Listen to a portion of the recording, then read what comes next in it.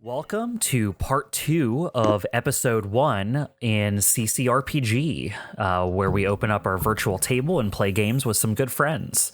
I'm Bob, and I'm running Lancer, an RPG by Miguel Lopez and Tom Parkinson-Morgan. You can find it at Massive Press on itch.io. And we left off last time with the party finishing up some downtime and figuring out what they're doing on EoS Station. And that's right where we're going to pick up again.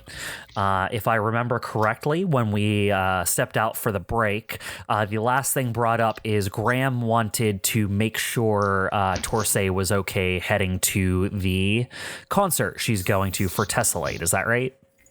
Correct. All right, cool. Let's pick up with that scene then. I imagine it's the day of. Torsay is all dressed up. She has her Tessellate. Well, funnily enough, the t-shirt she has been wearing, you realize, is a Tessellate shirt. That's the graphic that's been on it. Just no one asked her about it. But you can tell she's dressed up. She's not wearing her olive overcoat anymore. She has like some dangling earrings on and some some long tan pants on now, with a pair of black flats, and she is very excited to be going to this concert. And here I am in just like a hoodie and jeans. Like, should I Is this okay? Yeah, this is fine. Yeah, you'll fit in. It's fine. Okay. I think you're gonna hate Torsay. Bob, I know you're gonna hate me, but I'm really curious now. What is the Tessellate's logo? Let me pull it up. Oh, you actually had something prepared. Okay. No, I don't have a picture of it. It's just when I describe her, I say that she has a loose t-shirt with a graphic on it. I have under my GM notes, the graphic is for the band Tessellate in tiled geometric shapes. So it's just tiled geometric shapes that spell out the word tessellate. Tessellated. Cool. Get it? I get Yeah. it. That's cool.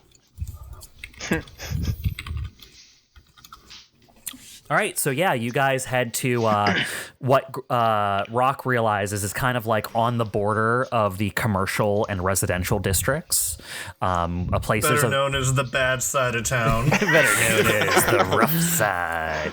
Place where it's a little bit too far away between each of the street lights. A place where a guy could lose himself. No, it's just a place on the station. Yeah, you guys show up and she looks around for a little bit and finds the entrance. There's obviously a giant line out front, and she's like, yeah, this looks like the right place. I just nod and go, so they're pretty good, huh? They're great. I mean, their new album just came out like a little less than a year ago. That's the tour they're on. I nod and go, so they just tour every year? I mean, whenever they release a new album, they have a tour that goes with it. I mean, sometimes they don't come out this far, but I hear they got so many sales off this latest album that they're taking a tour of the whole Cygnus state. Must be nice. I know, right? To be flush with cash, that'd be nice. I wonder if that's how Astro lived before, this. Yeah, I mean, probably to an extent. As much as we give him crap, he was in a lot of movies. They're not that bad. I mean, to be fair, a lot of them are actually really good. It's just I saw a couple of them when I was a little bit younger, and you know how you look back on things with age. Yeah, I know. I've liked one or two of them as well. Just don't tell them. Don't worry, we won't. You guys wait for a little while as the line moves towards the front. Eventually, you guys make it to the bouncer, who's there to take your ticket. Torsay is talking to you as they get up. She just walks up like nothing's wrong and hands him the ticket. Is like, all right, here we go. He looks down at it, looks up at you two. There's only one ticket. I'm her bodyguard. You wouldn't want somebody that's important to the band to go in there unprotected, I assume? He like raises his eyebrow at you a little bit, and she goes, come on. You know they won't let me go around without a chaperone, even though I don't need him. And she looks like angrily at you, Rock. I just look unfazed, look at him as like, not saying you can't do your job or anything, but there's a lot of people here. What do you? I'm gonna have you make a some sort of persuasion on this guy. What check do you want to make? Obviously, it's a really pilot have- skill check. Is it just Yeah. flat? Do you have anything you're triggering here? I don't think I have anything to trigger. The closest thing is word on the street, and I don't think that works. All right, yeah, no, I agree. Let's just straight up and down pilot check here. All right, I rolled Nice. a 6. A 6. All right. He like looks at you, looks at her, looks at the crumpled ticket that he's been handed. Listen, if you got to hang around or some shit, you can stay out here with the rest of them and wait for her to get out later, but I can't let you in. I nod.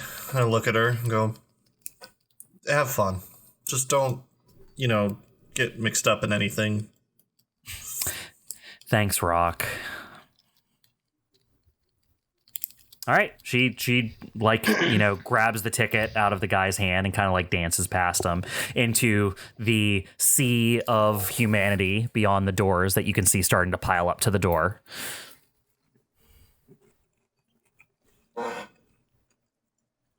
How long? I guess I wouldn't know. I'd probably hear the concert start playing eventually. Yeah, I mean, he has you step out of line so he can take the next people.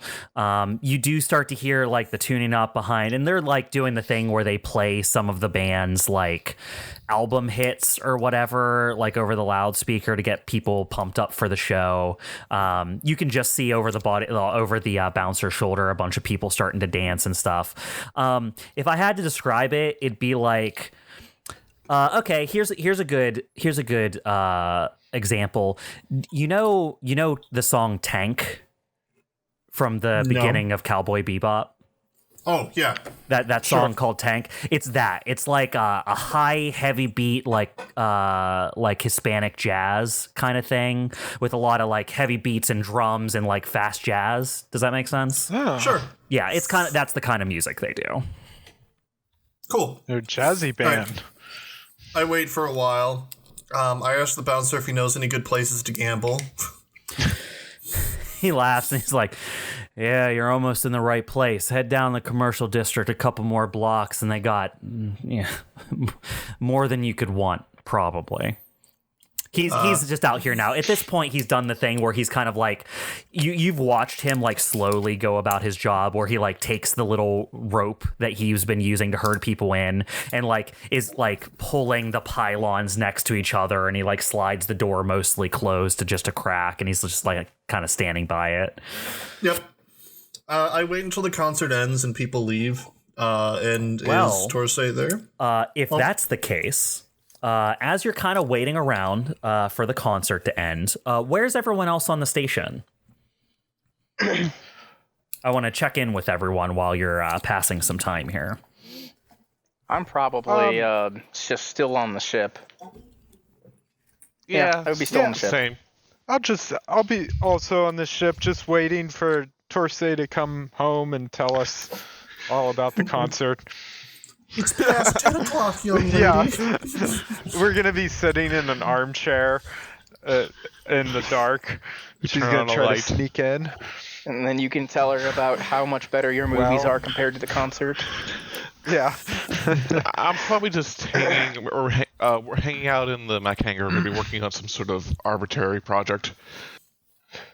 All right. If you guys are all on the ship, then what I'm going to say is that after a little bit of time, a message comes into one of the terminals on the ship. I'll pick it up. All right, so you check the message. It is like just a message. It strikes you as odd, Astro. It doesn't really give like a sender. or any information like that. It just says, heard you're looking for a job. If you're ready to do some work, come meet me here with your team. I'll reply back. Well, does it say where here is, first of all? It gives basically like the tracking information for a spot on the station. It's one of those things where you could like basically click it and it opens like the station equivalent of Google Maps and it just like puts a pin on that area. Yeah. Does it have time attached to it? It doesn't say. I'll say when. You try to send a reply to it, but there's no sender. Like there's nothing on here. Like you try to send it, you just hit the reply button or whatever, and it just sends you back an error. Yeah, like mail Damon. Yeah, exactly. You get a mail Damon. Yeah, Matt Damon. I'll call over. I'll get on the ship's intercom and say, "Hey, Evelene, Dyne, can you come here for a second to the bridge?" Yeah, I'm coming. As long as it doesn't involve watching one of your films. No, not this time. All right. Heading on up. Be there in a minute. Once they get there, I'll be like, I got a strange message. Says, heard you're looking for a job. Come meet me here. And there's location information attached, but no time. I assume maybe they want to meet like right now. That's probably the best I guess. assumption. I mean, doesn't it seem a little suspicious?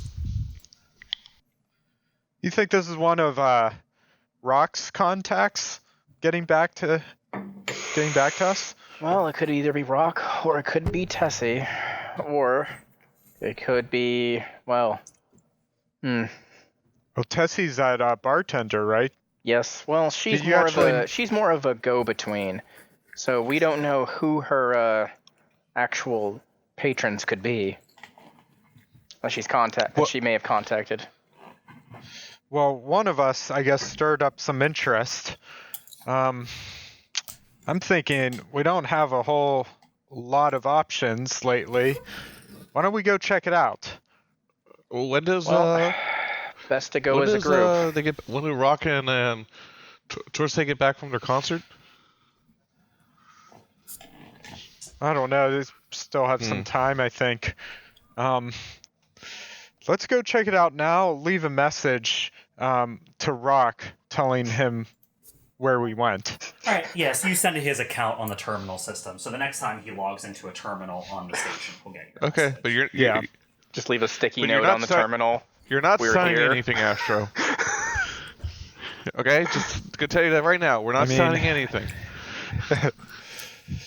I'm getting the feeling this might be the type of job where, you might not sign anything at all. It's kind of an under-the-table deal. But we'll see. I mean, let's check don't it you out. need this kind of real-world experience for your movie? That's not a bad point. Especially if I want to play a villain more often. I don't have a lot of experience with the underworld. Puts a lot of emphasis on the underworld. The underworld, the movies. I mean, Evelene, to be fair, he's blacklisted. I'm pretty sure he's already playing the villain to the media companies. Maybe I'm better not understanding how any of this works. Let's go. All right, so we will head off to that location that was marked in the message. All right, you guys are basically heading to the commercial district. It has basically, you're not sure because there's no business listed on that part of the map. It's one of those things where public businesses that you can walk into, like restaurants, theaters, in both sense of the words, like live theater and movie theaters. And that stuff's all listed on there because it's customer facing. But on the map, it doesn't really list private holdings. And this is definitely a private holding it's sending you to. Okay.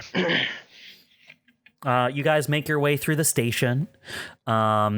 And this is probably happening at, I'd say, around the same time that Graham is like waiting outside for the concert to end. So you're all kind of like out in the station. There's, people walking by place and stuff like that. As you've almost arrived at your destination, a couple things happen all at once.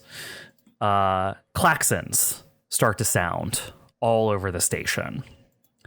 Every door within sight slams shut and gets covered with blast door plating. Graham, Rock, I should say, this comes as great surprise to the bouncer you're whiling away some time with, as he watches the door behind him slam shut and a large, bulletproof shutter slide down over top of the door. It's kind of intense for a concert, isn't it? As you start hearing like klaxons going off overhead and red emergency lighting comes on in your area. For the rest of you who are on your way to the commercial district, the same kind of thing happens. You're watching even the partitions start to poof, boof, boof, boof, boof, fall down in between. So imagine there's a main thoroughfare that's kind of like a big street that connects everything. Giant shutters are starting to cut off different sections of that off from each other. Basically, every bit of this station is starting to get locked down into small little chunks. Okay, so me, Dyne, and Evelene are in... in the commercial district. You're on your way through the commercial district as shutters start cutting off pieces of the station from each other. Graham or Rock, you're in a similar position. You are waiting outside this venue, and way down the street towards the commercial district, you see a giant metal shutter slam shut, and then on your other side, over by the residential district, a giant metal shutter slams down. Does that mean we're cut off from the ship then? Okay. Absolutely. Yep. What's going on? I don't know. He runs over to a terminal that's right by the door of the venue, and he's trying to get contact on it, to anyone in there. He's it says emergency protocols. It won't let me through. Say where it initiated from? It doesn't give me that kind of info. Here, you try. Okay. Yeah, I'll go over to the terminal, and I can't get anything from it, I'm sure. You walk up, and the only, as soon as you walk up, it does that thing where it, recognizes you and logs you in. There is no access to any system station information. You only have access to what's been archived on your terminal. The last thing you have access to on your terminal is a message from Astro. I wave that aside as unimportant. Nice. Yeah, everything else is essentially locked off. It's you can't access the station map. You can't access the comm system. You can't everything is basically locked down. Okay, is there any way inside the venue? You can go ahead and take a look around. Yeah, I'll do that. Yeah, you spend some time looking around, and while he's doing that, what are the three of the other pilots doing? Astro's just what's going on? And he's also gonna try to find a terminal nearby to see if he could get more information. Okay. Yeah, you walk up to a terminal, it logs you in, and similar to Rock, when you're logged in, you only have access to your archives. Anything that was archived under your account before the emergency protocols went into effect. Are there other people in the section that we are in? There's a fair amount, and they're freaking the fuck out. They're trying to look around, see what other people are doing. It's not panic. Everyone's not running around with their hands waving. It's more everyone looks really nervous and really anxious, and you can tell one thing would set these people off. I'll just look at the two of them and I go, well, we won't be able to get back to our ship until this emergency is cleared up. Can I look around to see if there's like anything like particularly dangerous happening besides the lockdown? Yeah, go ahead and take a look around, Evelene. You start walking around the area, seeing what you can find, and I mean, you're an engineer, so what I would say is, what's your background technically? Yeah, Miner or something? Primary background is mining. Okay, what I would say is, from your background, you kind of like start looking around and notice the things that come naturally to you to notice, which is kind of like the, back room entrances and stuff, things that like the staff of the station would use to get around. And you notice they are similarly sealed, but in a different way than the residential, like they're not like one and done seals like a giant metal shutter. It's just like the doors are extra locked. Okay. You know what I mean? They probably could be gotten through if you had like an override to get through them. They're not a giant bulletproof shutter like a lot of the other things are. And that's actually what I would say for Graham as well. Graham, you have experience in militaries and kind of working in the military you worked for. You know that there's a lot of intersection between civilian contractors and the military you worked for. So you would have seen stuff like this in the past too, where kind of like main entrances in emergency protocols are shut down completely. But things that professionals would use to get around are locked and sealed off, but would open for someone with appropriate access. Okay. I'll say I'll say to others. Does anyone see any sort of maybe escape route, alternate entrance we can use in case things go sideways here? I mean, we got these service entrances over here. I mean, they're still locked down, but I mean, I think it'd be easier to break through one of these than those metal shutters. Let's at least move towards there in case we need to take some sort of action. Do you expect something to happen, Astro? Like, I don't think. Well, something's going on. I think. I'm just being paranoid. Okay. Well, who knows? I can understand you being paranoid, but let's not make any rash actions. As I look around and kind of like nod to the people, I'm like, anything. It looks like anything will set them off, and that's not something we want to happen. So we have to be as cool as possible. Yeah, let's just move calmly over to that service door over there. How close hey Bob, how close are we to the location that we were supposed to meet the guys, or the pinged location? You're like 2 blocks away.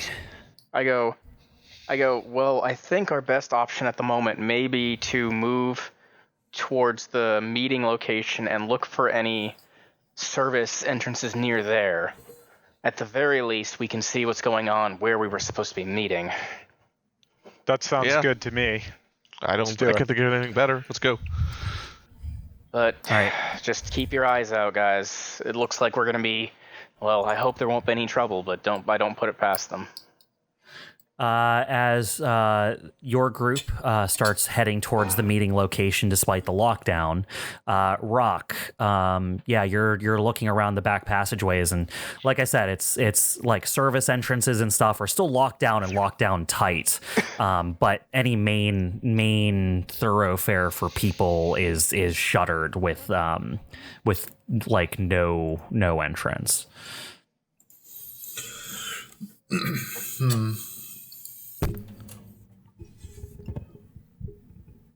I guess I'll go back to the terminal and look at what Astro sent me. All right. So as you log back into the terminal, you notice 2 missed messages. You pull up the Astro one, and yeah, it's the message that Astro left for you. Okay. There's 2 now? What's the other one? Yeah, there's a new missed message on here. You pull it up, and the message starts off identifying itself as being from Tessie Mendels. And it says, "I have a job for you."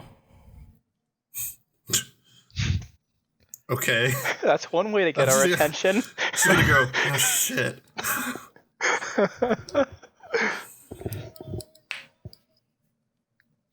Is that all it says? That's all it says. You'll notice, though, that while the rest of your system is locked down, the options for replying to her message aren't. I'll just reply and go, well, it's a little busy at the moment, but what's the job? It just like it basically turns into a chat client at this point, right? And it says, I'll explain if you can get you and your crew to my bar.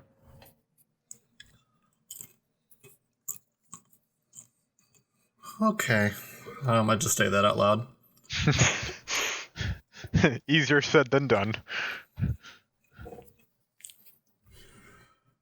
All right. I don't hear anything going on inside of the building or anything. The building of the concert? Yeah. Yeah, lots of yelling. Like, people be like, what's going on? But, like, muffled through layers of wall. I don't like the idea of leaving Torsay here, but can I send her a message? You can try. So, I will say, you can leave her a message on her thing, but there's a thing both you and Torsay have that might help here. What's that? If I'm thinking of the right Omni-hook? thing. Yeah, do you have an Omni hook? I do. Torsay also always travels with an Omni hook. Perfect. Yes. So for the audience, an Omni hook is a portable yet bulky OmniNet terminal. It's a portable terminal. It allows for communication, data transfer, and limited hotspotting. Essentially, the equivalent of your mechs have a like a transmittal range. It's similar with the Omni hooks. Even with the station down like it is, with her just being in the room next to you, she would be within range to do like a local network message over your Omni hooks. Okay, then I'll message her over that and ask if she's okay. Yeah, you get a message back essentially saying she's fine. She's happy that she was like in a special area because like everyone else is going crazy. They're calming down, but like, she's kind of like in a safe space by her own. She wants to know what's going on.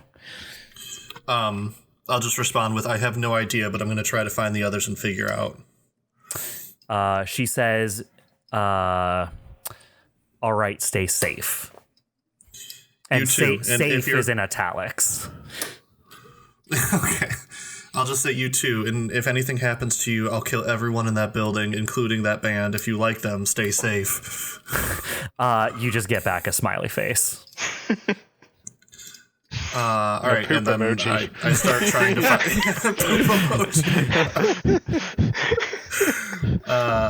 I'll try to find a way out of here then, and say to the bouncer, "Hey, good luck, buddy." Have fun. He just shrugs at you like, what the fuck am I supposed to do? I don't know, but when those doors open, man, you're gonna have fun. He just looks depressed. Stampede. I'd clear the way. Yeah, and I Some start. bodyguard you are.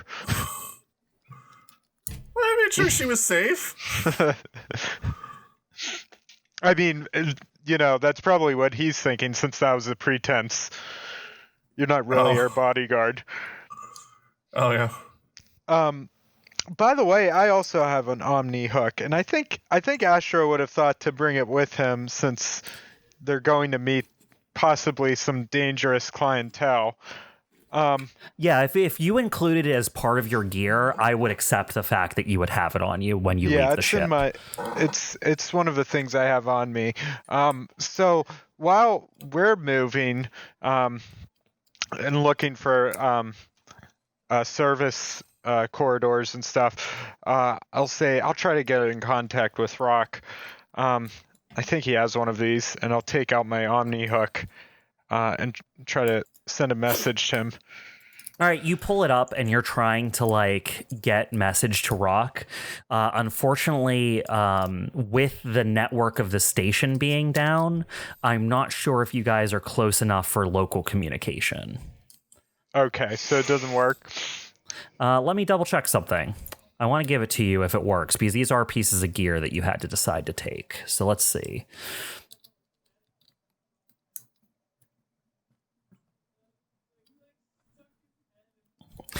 Okay, so what I would say is, with all the interference that's going on in the station right now, it would require a skill check of some sort, because it says here that tuning an Omni Hook requires a high level of skill. So they're usually mounted or carried by designated operators. Yeah. So I'd say you could have it with you, but if you want to get a message to someone who's not within like line of sight of you, I'm going to need something from you.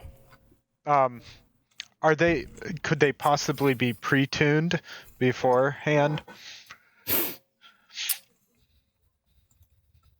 That thing that makes sense.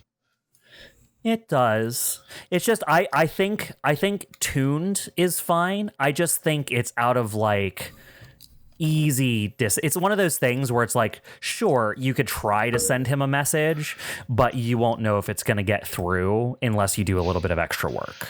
Okay, so I'll say I'll try to send a message to Rock. I don't know if any of you guys are better at Omni hooks than I am. No, unfortunately, I'm not really. No. Just a little, All right, a little well, outside my expertise. Well, Like if you were near a terminal, I would say this Omni Hook allows you to like access that terminal from a distance and stuff like that. And if you're in a generally networked area, like before now, if you would use your Omni Hook, you could basically just have terminal access from wherever you stand in the entire station. right. But now that everything's on lockdown and the terminals like aren't working, that would be hard. So I'll just try. And I want to make sure of one important thing. This Omni Hook is registered to you, Astro, correct? Yes. Okay, cool. I mean, I guess it is. It's one of my. It makes sense pilot if it's gear, one of your yeah. pilot gear. Yep. So he's just gonna. He's not really gonna do anything special or novel. He's just gonna try to tune it to what he thinks Rock's frequency is. And see where that gets him. All right.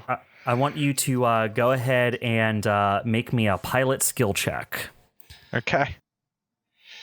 Just a D20 then. Just a D20. All right, 1 D20. I rolled a 15. All right, nice. Yeah, I mean, you don't know if you lucked out or if he's just closer than you expected, but you're able to tune in. And yeah, it seems like your Omni Hook is picking up rocks. I'll say, hey, Rock, are you and Torsay at the concert? Is this like a verbal thing? It can be if you want it to be. Okay. You know, the concert's not that great. I didn't go in. She's there, though. It's like She's FaceTime, I fine. think. Yeah. Okay. So did you guys get in trouble then? I take it you've heard the klaxons and the locked doors. A little bit. Just a little. Any idea what that's about? No, but our bartender friend said she had a job for us, and I'm guessing that's related. Well, did you get my message? We also got some sort of mysterious message about a job, but Ooh, from someone random that we don't know. well, we were just going to scope it out. Got to do something while we're waiting. Well, But it seems like those plans have been shot. more like Especially shuttered. if we can't get there. Look, are you guys around where Tessie is? How far is Tessie's bar from where we are in the commercial district? It's in the commercial district, but I'd say it's probably still like a few blocks away. Excuse me. Probably past a few of the shutters. Well, as long as we can make it to Tessie's bar, I'd recommend we do so. I prefer that over some random message we don't know about. I agree, but it seems like we might be locked in here. I don't think this section that we're in it has Tessie's bar, as I look around. I kind of doubt it. I mean, part of me wants to just kind of see this through, but it does seem like a trap. Hey, Rock, any suggestions? Are you going to our bar? Do you know a way? I was going to head to the other place because I figured that's where you guys were before you got this call out to me. I don't know now. Do you have a way of getting past the shutters? Haven't gotten that far yet. Yeah, neither have we. There's some service doors that are locked, but I don't know. Maybe we could try to force it open or hack them. Well, You would notice that there are terminals next to all of those access doors. I think our best bet would be to, if we're going to head that way, see if we can get to the shutters between our section of the commercial district and Tessie's bar and see if we can get it open, at least at this point. Yeah, I mean, like, I'm willing to give it a shot. I mean, what's the worst that's going to happen if it doesn't work? Is Torsi okay? Is she trapped in the venue? Yeah, but she said she's safe, away from others, so... I mean, Ower's a weird dude, but he's not a bad guy. And their band is pretty good. She should be safe backstage. Well, that's good to know. One less thing to worry about. Yeah, I hope she'll be all right. Yeah. All right, I guess we will try to find a way to make it to the bar. All right. So, Rock, are you doing the similar? Yeah. Yeah, I am. All right. I don't know if there's, like, vents or something to go through, maybe, but... Starting with you, you kind of like work your way towards one of the access doors first. And you'll notice that as you approach the terminal by the access door, it logs you in automatically, and then you just hear the door unlock. What the fuck? Similarly, with the other three of you, you're like, okay, we got to figure out how to open this access door somehow. Let's figure it out. Well, I guess Evelene knows something about computers, and she is like, I guess, and walks up. And as soon as she walks up to it, it logs her in, and you just hear the door unlock. I'm actually a bit disappointed, both out of character and in character. I'll say, wow, Evelene, you're good. I mean, I'll just raise an eyebrow and I go, I don't think that's how that's supposed to work. Now I'm even more worried. I'll take credit where credit's due, but I didn't do this. Out of character, I really wanted to use my hacker fix trigger, but apparently it just happens.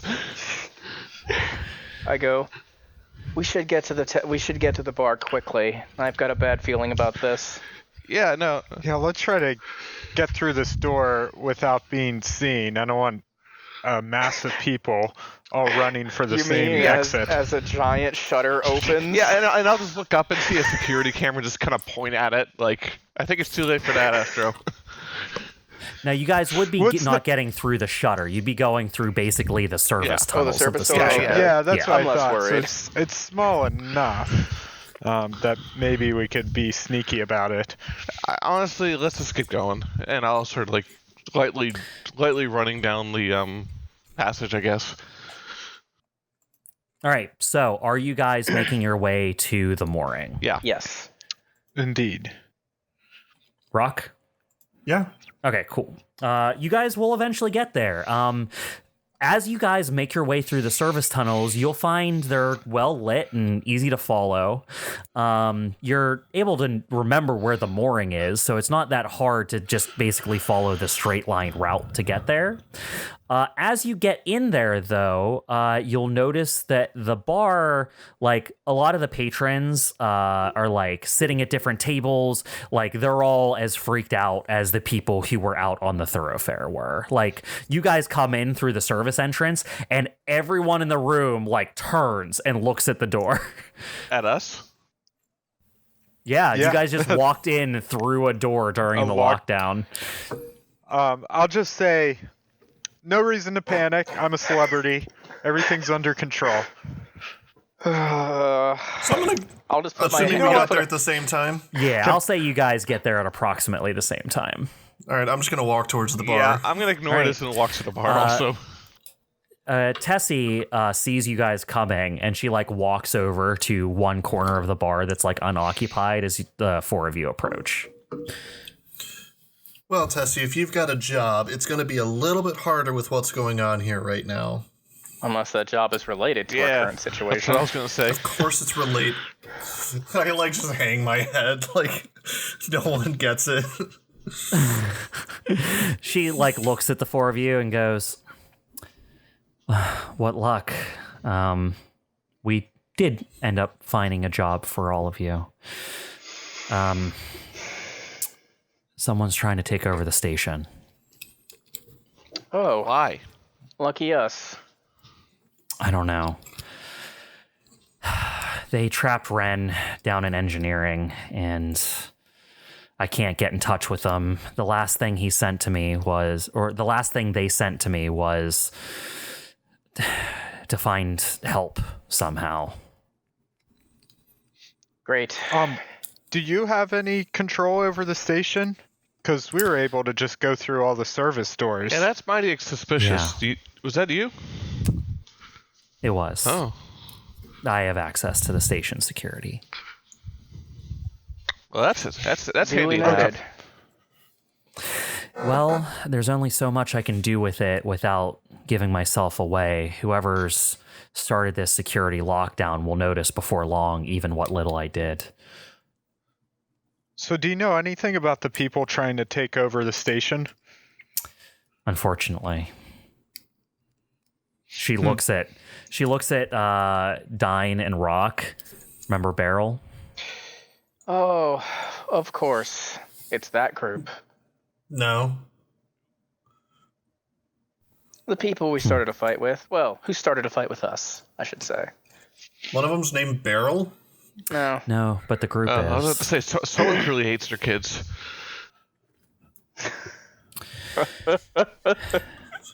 Astro Jamin. I didn't. She What? That's a fantastic name. she crosses her arms as she looks at all of you, and she just says, "They were acting a little weird. I noticed they were waiting for something, so I kept my eye on them. Wouldn't you know it, the gate just closed 4 hours ago. They're giving themselves the maximum amount of time to get things done here before it opens back up. They have 4 days before that gate opens back up." Right, because any communications of any problems wouldn't be able to get through the gate until after the 4 days have already started. And even then, it would take time to mobilize. She nods. I don't really see the problem here. Are we going to stop them before then? Who cares? Let's do it. Yeah, well, might as well. Well, something you might want to know. Apparently, all of you made an impression, or at least you all did. She takes one of the terminals on the bar and just kind of like detaches it and sets it on the table in front of you. She types in some command and pulls up schematics of the station. And she goes, DBC berth, right? Mm-hmm. She clicks on it, and you'll notice she basically pulls up a heat map of your hangar. You see your ship from above in the schematic, and 4 thermal signals kind of wandering around your hangar. Astro slaps his forehead. He's like, that's probably why we got that message. They wanted us out of there. Yep. Or someone else knew they were coming, maybe. So maybe that message was to get us out? Yes. Why would they want to get us out They unless wanted to get to the max? we would need our mechs? Yeah. Well, I don't know if you guys know anything about Beryl, but they're kind of a down and dirty merc group in this sector. They're known for taking any job that pays a little above average, if you know what I mean. They're, where's my info here that she would have? She gives you info that Beryl is a group of mercenaries, a larger group of about a dozen MC pilots, but only probably a couple of them are Lancer certified. But there's probably a dozen MC pilots plus additional support staff, and you assume a couple of actual Lancers in their team. Oh, Okay. Well, this is good. Or not. Well, information's always good, I think. We have to get back to DBC. Yeah, get out of my frickin' hangar. Can't let them get to the mechs. I reach up behind my, like, in the back of my shirt and pull out these two objects and clip them together, so I just have an assault rifle. Wait, you've had that under your shirt the entire time? Tessie nods approvingly. You don't have yours? I mean... Oh, I always have mine. I'm prepared. I have what is called a pocket. I pull out my blaster pistol. I just kind of look and go, the pistol goes on the leg. You don't get to judge me. I think she's afraid of having it kicked out of her, kicked out like that shotgun from earlier. Tessie will say to all of you, well, before you take the job, just so you know who's employing you, this is going to be on behalf of Ren Polities. They're the person who owns EoS Station, and they're currently locked down in engineering. The last I was able to hear from them, they were able to make it to their safe room there, but they're breaking in, and I lost contact with them. Yeah, so are we going to discuss the fact that you have, the security measures here and you know them and any of that? Ren and I are close. To be perfectly frank, Good enough for me. yeah, to be perfectly too. frank, I don't think it matters right now. I can do what I can to open the way down to your hangar, but I don't know how you're going to get to your ship past them. That'll be up to you to figure out. That's something we'll have to deal with when we get there. Once you have your mechs and feel like you have what you need, I can open up the service access to the transport system of the station. You should be able to use that to get to engineering and find Ren. Ren will let you know what's going on from there. I wasn't able to get all the info out of them before I lost contact. Okay. Looks like we have our job, guys. Yep. Let's get a move on then. All right. Anything else you guys want or need before you get started here? Just a question. So one thing I don't understand is completely is pilot combat. I have a medium signature weapon and a light signature. So medium signature can be assault rifle, shotgun, disruption guns. I could choose if it's explosive, energy, or kinetic. So can I just say it's a shotgun and it's kinetic? Yeah. It would be a range 5 shotgun that does 2 kinetic damage. Okay, great. Yep. So yeah, and then I also have a light weapon. Okay, cool. Yeah. Astro takes out his shotgun and he's like, "Let's roll." All right. Yep. Let's do this. All right. Yeah. So yeah, you guys head back into the access tunnels. It does take you a little while. You guys are kind of up in the residential and commercial areas, whereas all the stuff for the hangars and stuff is well below you. So you're just climbing down these kind of gangways that lead lower and lower into the station. But you're on track. As you get down there, you eventually are able to find your way to the series of paths that would lead to either one of the 2 sides of the hangars, kind of like airlock entrances. from like you can get to the lifts, but obviously during the lockdown the lifts are inactive. But you could basically come at the hangar from either direction from where you guys are now. What do you guys want to do? I get back into our ship. Wait, Yeah. it's before we head out right into the hangar. Can we see anyone patrolling the area, walking around? So the hangar is big, and when she showed you the schematic, there were 4 heat signatures in the hangar. They were large heat signatures. Okay. So like So mech they- heat signatures. They're at your ship. They're at and in and around your hangar. They're Okay. probably past Could these doors. Evelyn like grab any parts? Like maybe we get to hangar and she sees some like spare parts from ships that she can sort of fashion into like some sort of explosive.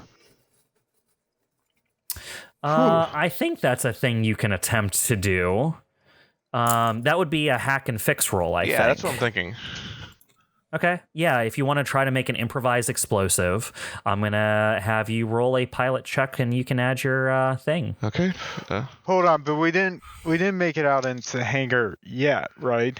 No, Because you guys haven't even opened the airlocks that go into yeah. the So, hangar so yet. let's talk about this a little bit before we go into the hangar, because we know we saw 4 heat signatures. Were they mech sized? They were large. Could be enemy mechs behind there. I mean, I was thinking that I could just Wish create I a was smart enough to bring grenades. I should have brought grenades, but no. It's a band. You don't need grenades. look. I'm just Usually it is frowned upon. yeah, that's fair. I was thinking I just create a distraction, create a gadget, cause a distraction, and maybe that we can use that to get onto the ship then. If you do that, I can get in that ship pretty dang quick. Yeah. I think it's a solid plan. What do you think, Astro? I mean, we could try it. We don't even know what we're dealing with yet. What kind of gadget? Just a small explosive. Nothing too suspicious. Now, I just want to make sure you know what resources you have available to you, Evelyn. When we were doing our test game to figure out the roles, didn't your downtime action involve creating some sort of distraction gadget? That's why I picked that exact wording. Yep. Okay, so I think you just have that object then, right? Like you successfully created it, didn't you? Yeah, but I guess. No, you're right. Yeah, I guess I just have it now, don't I? Yeah, so you don't have to make the roll for creating it. You have the distraction gadget you made during your last cool. mission. I didn't really think I will about just that. let you use that. That's exactly what this is for. Like you have that thing you made. Okay. Then that works out perfectly. Yeah, describe it for everyone. What did you make? What's Evelyn's gadget? I mean, I think for the most part, it's this might be a slightly obscure reference, but I'm thinking about like, have you ever seen the movie The Martian? Sure. I mean, I know you have, Todd. Read the book too. We literally Yes. talk about it in all the Astroneer videos. That's true. But like, I like to think that she took basically some basic chemicals like maybe some hydrogen and I feel bad that I don't remember an exact way they built it in the movie, but like something to the effect like take common resources and make it into and then make something flammable that would explode due to pressure. Okay, yeah, so you're just making an improvised explosive. Basically, yeah. Like the whole point is not to do damage, but to create sound. Okay, gotcha. Okay, so you have this explosive. You think it'll create a distraction? Maybe we could throw it out there, and just make a beeline for the DBC. So I have a great thing for us to try here. I think it might be a fun way to do this because it is in the Lancer roles. So I'm reading under skill challenges. When a group of players are working together to achieve an objective, the outcome is determined by a skill challenge. Everyone involved makes a relevant skill check, and success is determined by the proportion of successful rolls. If more people succeed than fail, the challenge is a success. If more fail than succeed, the challenge is a failure. If it's even, then success hangs on a razor's edge. Flip a coin or roll a dice to determine whether you succeed or fail. And one of the things it gives is like infiltrating a guarded facility. And right now, I would call this hangar probably a guarded facility. Do you want to try a skill challenge and say the objective is getting into your ship and mechs? Only because most of my skill triggers are good for this. Yes. Good. It gives you a good opportunity to flex them muscles. I don't know. No, let's do it. All right, so let's do this like it doesn't have to be in order. We don't have to do one thing, then one thing, then one thing. Why don't you all just tell me what you picture like your part in this little like Ocean's 11 like the reveal of the trick like heist looks like. Like well, what I dress up as a waiter. So let's plan for success to see what it looks like. If you all succeed, what does it look like? So this is what I see happening. Is Evelene circles around to the other side of the hangar to try to distract as many of them as possible, and if anyone's still in our way, the rest of us try to either shoot down or get rid of that mech to get into the ship. And if any of us get into the ship, we have like defenses on the ship we could like shoot the mechs with or something, right? Unfortunately, your ship is not armed. Only your mechs are. Well, we have our mechs then. I can actually take that one step further. I remember that when we were first introduced to the hangar, Bob used the description of like moving cargo crates like in Monsters Inc. Maybe I could like set the explosive on a timer and then like put it on a crate and then let the crate go down to the opposite side of the hangar. I'm going to go ahead and just let you guys see the hangar now. That'd be great. Oh, but that's not it. There it is. Wow. So, what the party is seeing right now is a hangar. The ship is in the center. The boxes that they received as kind of like their payment from their last mission are in various piles around the hangar. And there are 4 mechs currently patrolling inside the hangar, kind of, securing the area and taking over the DBC. To the north of the map are 2 kind of like access things that get to the kind of like shipping arteries of the station. And to the left and the right of the map are what leads to where you guys would be. Well, at least one of those 2. Do we pick one? To the south is the large hard light barrier that separates your hangar from the vacuum of space. So can we choose if we're coming from the left or the right side? That is correct. Okay. Looks like maybe the left side. So I think why you're saying that is the left side has a couple of larger boxes, and it's not as far to get to the ship. So yeah, what I'm thinking, my part in this plan is if Evelene and Rock are running interference, Astro's going to try to sneak over to the ship and get inside and get into one of his mechs. And if he can get in a mech, he'll then provide cover for the rest of the group. All right, yeah, make your plans to go towards the objective of getting to the ship. I'm going to assume if you get to the ship, you're going to be able to, we'll start this as a mech combat once you guys have successfully made it to the ship. Okay. So Astro will. So there's a couple, like you said, there's a couple big crates. Yeah, if you would, that's where your mechs are right now. Those 4 slots on the ship are where your mechs are on the ship. Okay. So there's a couple. There's 3 big crates in between the door and our ship. So Astro will try to run to the crates and kind of hide behind them and sneak over, be very stealthy. using the crates as cover and then try to get onto the ship. I do Okay, have so an act unseen or unheard skill trigger. That's perfect. It's a straight, like, you're trying to time it for when the patrolling mechs aren't paying attention or aren't looking in exactly your way. Yeah, Exactly. That's exactly a thing I would expect from you. So, yeah, we can do that as one of them. Who else has one? I'll go. So Dyne will kind of act as once we have Evelene's idea, he'll kind of act as the coordinator, like the timer saying when to go off, or if Astro is trying to stealth, he would try to keep calm and lead at, or give Astro the best possible way to reach the crates and then possibly reach the ship, while also watching the mechs to see how they react to the explosion, and how he'll basically be watching everything and trying to keep everybody calm while trying to execute the mission. Okay, sounds good. Which works in with my stay cool still trigger, which I can read if you want. I would like that, yes. Do something that requires concentration, speed, or intense precision under pressure, like picking a lock as your squad trades fire with encroaching guards, avoiding a hostile mimetic code while hacking as your console, carefully disarming an explosive, or unjamming a gun. If you've got something to do something complicated in a high-stress situation without messing up, this is the action to use.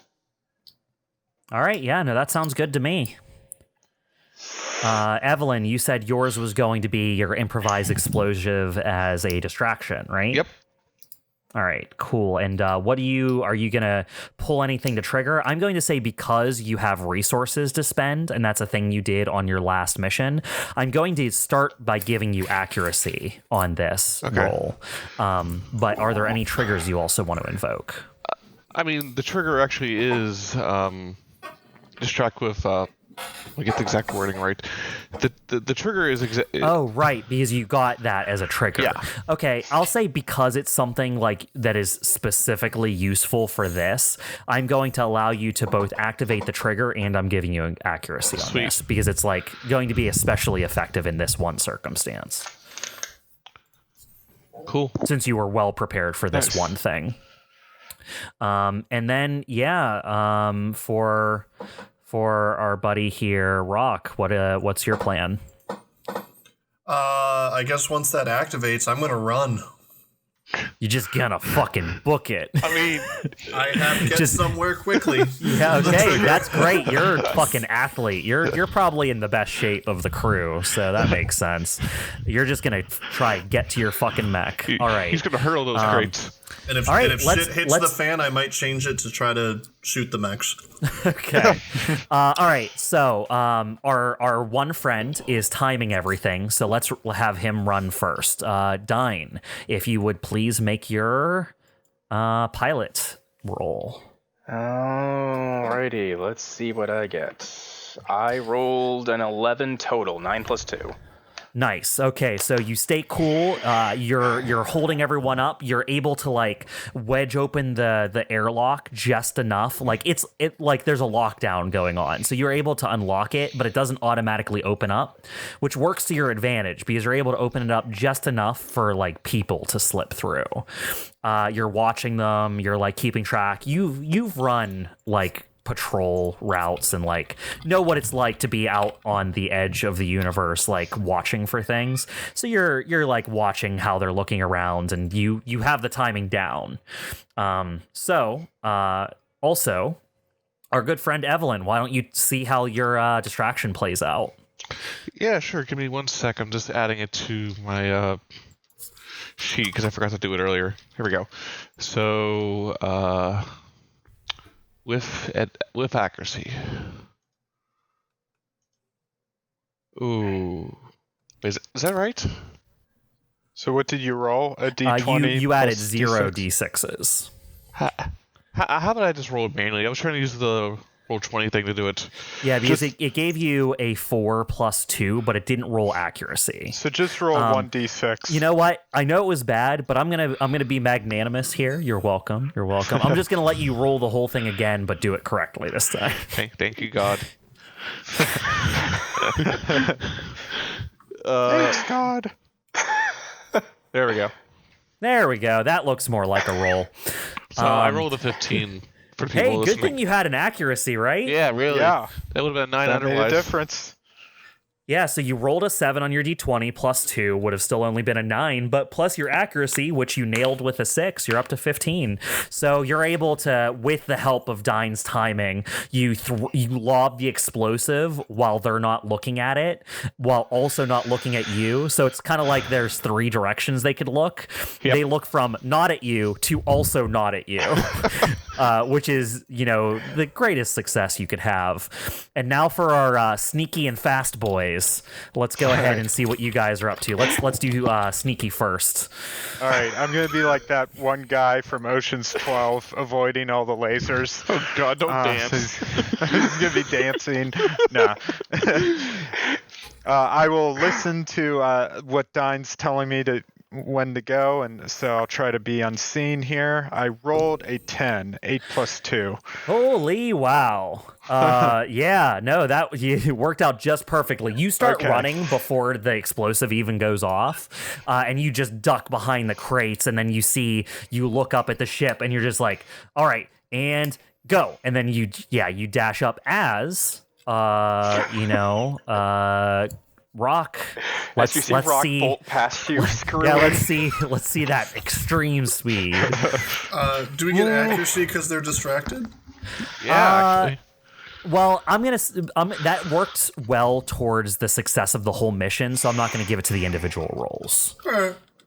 21. Doesn't fucking matter. You crit, you son of a bitch. So, not only did you all succeed, one of you crit. So, Graham, while they're doing this sneaky thing, you fucking bolt past all of them. You're just like... Astro is trying to be sneaky, but when he turns back around behind the crates to start going towards the ship, you're already ahead of him, jumping up to grab the latch that pulls down the gangway that you can jump up. You don't even wait for it to fully extend down. You pull yourself up with your hands and just roll onto it and dash into the ship. He's fucking gone. Astro's thinking, wow, he could be a good stuntman. All right. Well, you guys succeeded excellently, although they now know shit is going down. So we are going to transition to mech combat. Oh, boy. I already have you on the map for it. We are using a hex map for this.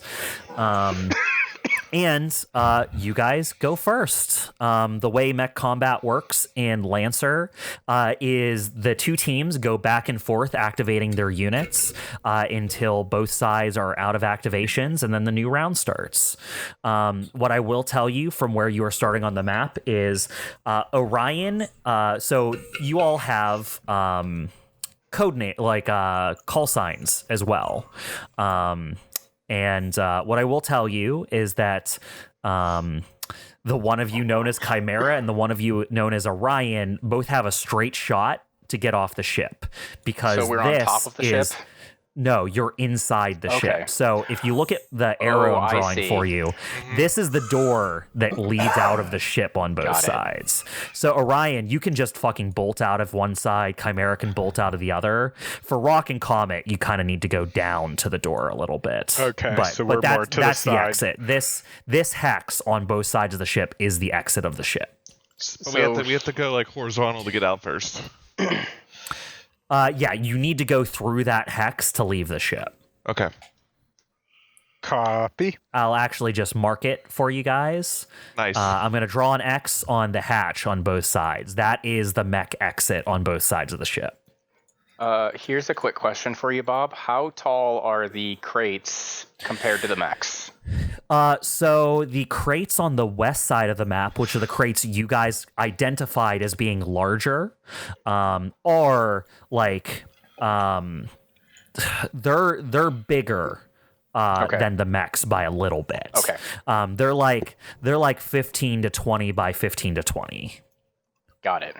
On the right side, all of those boxes are about 10 by 10, but you can see that they're kind of arranged in stacks. And also there is a forklift on the eastern side of the map that would also be like a 7-foot by 8-foot style forklift. Got it. Okay. All right. Well, we do start with the party. So who wants to go ahead and take the first action here? Hey, before we start, would it be helpful for us to give our call signs? Absolutely, it would. And I think when we activate, we'll do the call sign and who it is, and we'll also, because you guys are like jumping out the side of the ship, it would be a good time to reveal like what your mechs look like as you enter the battlefield. So who wants to go first?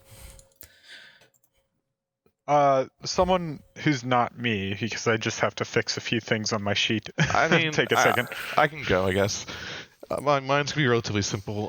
So Evelene's mech is her call sign is Chimera, but her mech the mech name is Direct Application of Force. So Nice. I'm really proud of that name. I can't even remember how I came up with that, to be honest. Let's see. My movement is crap. Still not used to Movement this. is crap. What? I believe it's 4. Thank you. Yeah, it's been I'm still not used to the new comp count. We did our earlier one with the. So actually on the GM side of CompCon, I have all 4 of you and all 4 of the enemies on a pretty easy to read loadout. So I can jealous. like mouse between all of you. Nice. Yeah, I can mouse between all of you to see like what's going on. It took me a long time to set up ahead of time, but this is also partially why I needed all of your CompCon info. Yeah, she's piloting an Everest that's kind of a little patched up.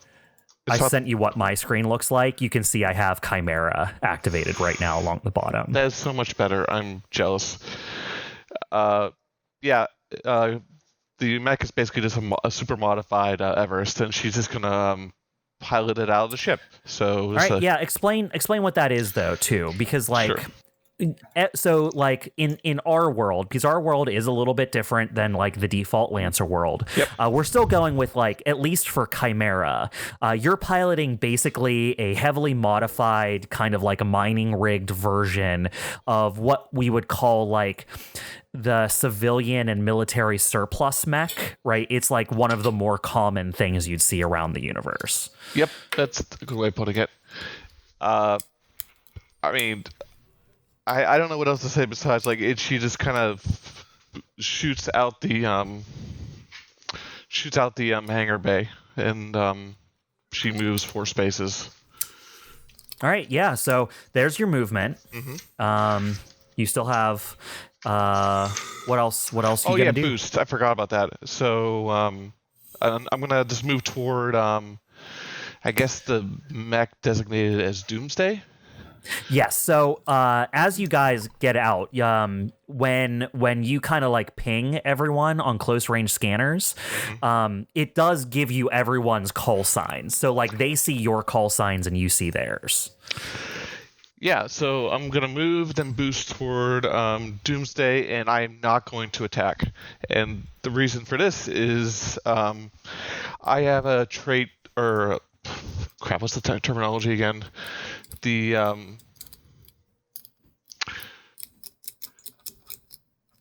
crap. Are you thinking of Talents? Talents, thank you. Sorry, I was drawing a blank on the name. I have the talents for skirmisher, so as long as I don't attack, I get soft cover. So I'm going to use that to get up close without it being attacked by any range attacks. All right. Yeah, absolutely. And is that going to be your end of turn? That is the end of my turn. All right. So that is Chimera done. Now on their side, I am going to activate. Why not Doomsday? He sees you. No, he doesn't. You did just blow out of the side of the ship that he's been, I didn't notice that. sent to watch. At least there isn't Superman here, man. That would be fucked. Superman would die again. Yeah. He only has 2 move. Is that not Astro Jamin? Is he not Superman? So Doomsday is going to move closer to you. You can tell that Doomsday is piloting a very slow, kind of like bulky mech that's like covered in plates. There is some sort of large sort of like tube system built under its right arm. Is it the internet? Is not that series of tubes. Let's see. So I'll have Doomsday move up. And again, like as you're all kind of on close sensors with each other, you get that kind of crosstalk thing going on where you can hear them and they can hear you limitedly, unless you're concertedly sending a private message. And let's see. Doomsday is kind of a larger, bulky mech with a series of tubes. You can just hear everything. Oh, what did I tell you? This was bad luck. As the points the series of tubes at you to hose you down with the internet, CHIMERA.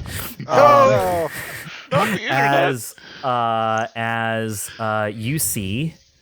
I have to make sure I get CompCon pulled back up. This is the problem. I have so many applications pulled up right now. As a quick action, it is going to skirmish with its flamethrower. What? Boop. That's cheating. Doomsday flamethrower. So that's 10 versus your evasion. Okay. My evasion is... Your evasion should be 8, according to the info I have. Yeah, it is. All right, so it definitely hits. You're going to take 4. You're going to take 3 burn, which does 3 damage to you right now. Is it with disadvantage because I have soft cover? You do have soft cover. I think that This is. Is it +1 difficulty? Yeah, no, that would give it difficulty. Let's roll that d6. Come on. And at least 3. Need at least 3. Hey! Yeah. So yeah, you're able to press up against the crates next to you as the flamethrower like burns over the side, and just not enough of the heat is able to get onto the direct application of force for it to take any structural damage. You do notice that as it spits fire, though, it starts to overheat a little bit. So it does take 4 heat for itself. Okay. And then as its other action, at the end of its turn, it's going to create a line 4 energy damage shield. Boop. And token. Boo. Oh, that's better. So it's between me and Doomsday is the shield. So, yeah, as it overheats by spitting its fire, you can see like it start to heat up inside, and then tubes that kind of like loop up under its chest plate all belch fire straight down in front of it, whipping up like a giant, basically flaming wall of fire in between you and it. Is there a gap right here? It's kind of hard to... Is there a gap right here for me to move between the crates and the wall? Yes, you could move past the gap on one side of it if you want. It is a line 4 energy damage shield that's 4 spaces high. It does not block line of sight, but it does provide soft cover. Okay.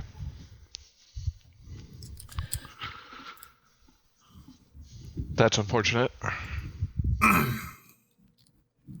Okay. All right, and then I'm going to go ahead and complete the turn for Doomsday, and it's back to one of you guys now. I guess that means it's me. All right. Dyne's call sign is Orion, and his mech is Prometheus. Nice. All right. Let's see. Dyne is just going to immediately jump out of the ship and then boost up against... Well, that's technically on the crate, so here. Then he's going to flip a switch, which is going to load...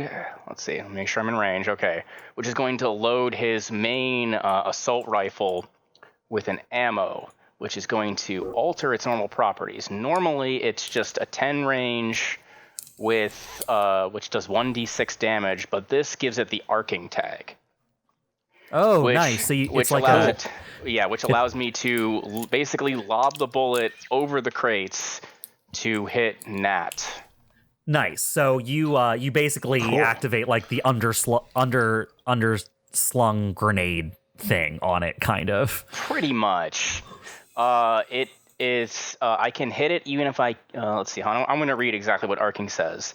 This weapon can be fired over obstacles, usually by lobbing a projectile in an arc. Attacks made with this weapon don't require line of sight as long as it's possible to trace a path to the target. However, they are still affected by cover. So actually, here would be probably better. Or I could move here and attack Tread, which would still be within 10, right? Yeah. Yeah, up to you. So if you're going to let me go here, then I will attack Nat. That's up to you. And what does that mean to you? So you explain. So explain visually for the audience as well. You're kind of like dodging to one side of the crate you're next to try and like look between the crates. Pretty much. I would aim right down between the crates to try and catch him off guard. Rather than like he would probably think me to come around the crates, and I'm just going to try to snipe him through the crates. Between the crates. Well, you gave yourself a lobbing specifically, didn't you? Yeah. So you can go over the crates, isn't it? I think I still need line of sight. And if this is, and it's like you said, the crates are bigger than me. They are bigger than you. So but you know what? If they're on your sensors, you should be able to target them regardless. Then I would probably be here and still aim for Nat. Just try to lob it over. Okay. Yeah, absolutely. Okay. So I'm going to hide behind the crate, basically take my assault rifle, aim it over, and then just kind of just fire and pray to God. Let's see here. Where... I do not have it, so I'm going to roll 1d20. 1d20, and I guess it has cover. So rolled a 9.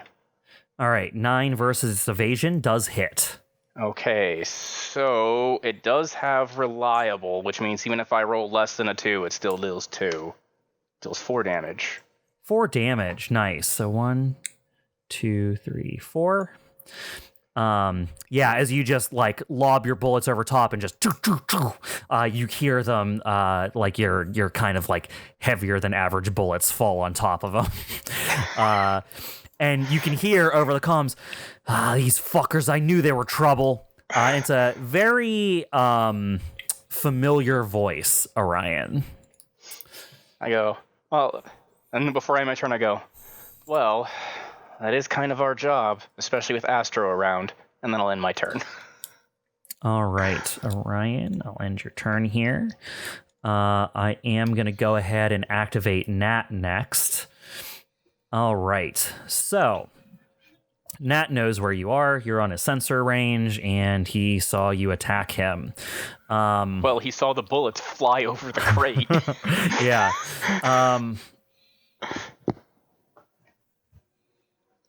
All right, so he is going to a free area within sensors. Nice. Okay, let's do this.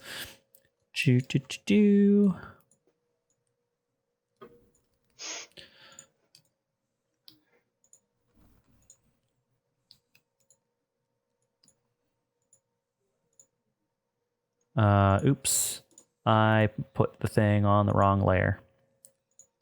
All right, so as he traces back your firing to where you are, he is going to deploy Razor Swarms, a Blast 1 Razor Swarm in a free area within his sensor range. Allied characters get soft cover as long as they're inside of the area. Hostile characters that start their turn at least partially in the area or move into it for the first time take 2 burn. And that is one of his charge abilities. So he's going to expend his charge to use that as he deploys a Razor Swarm on top of you, Orion. So I take 2 burn. Is that automatic, or can I roll No, that'll be against at the beginning of your next turn, or if you move into it for the first time on a turn. Got it. What he is also going to do as well, though, since you're behind the crate, is deploy his Hunter-Killer Nexus. It is smart and seeking, so you won't get benefit for being behind the crate, unfortunately.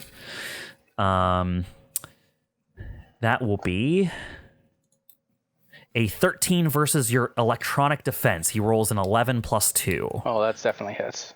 All right, you're going to take 3 burn from that as a bunch of small drones like fly over the crate, basically tracing back your art and just start like buzzing into you with like these little heat lasers.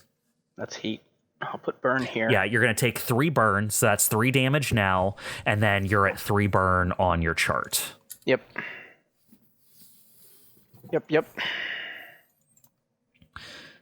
All right, and that is going to be all of Nat's actions.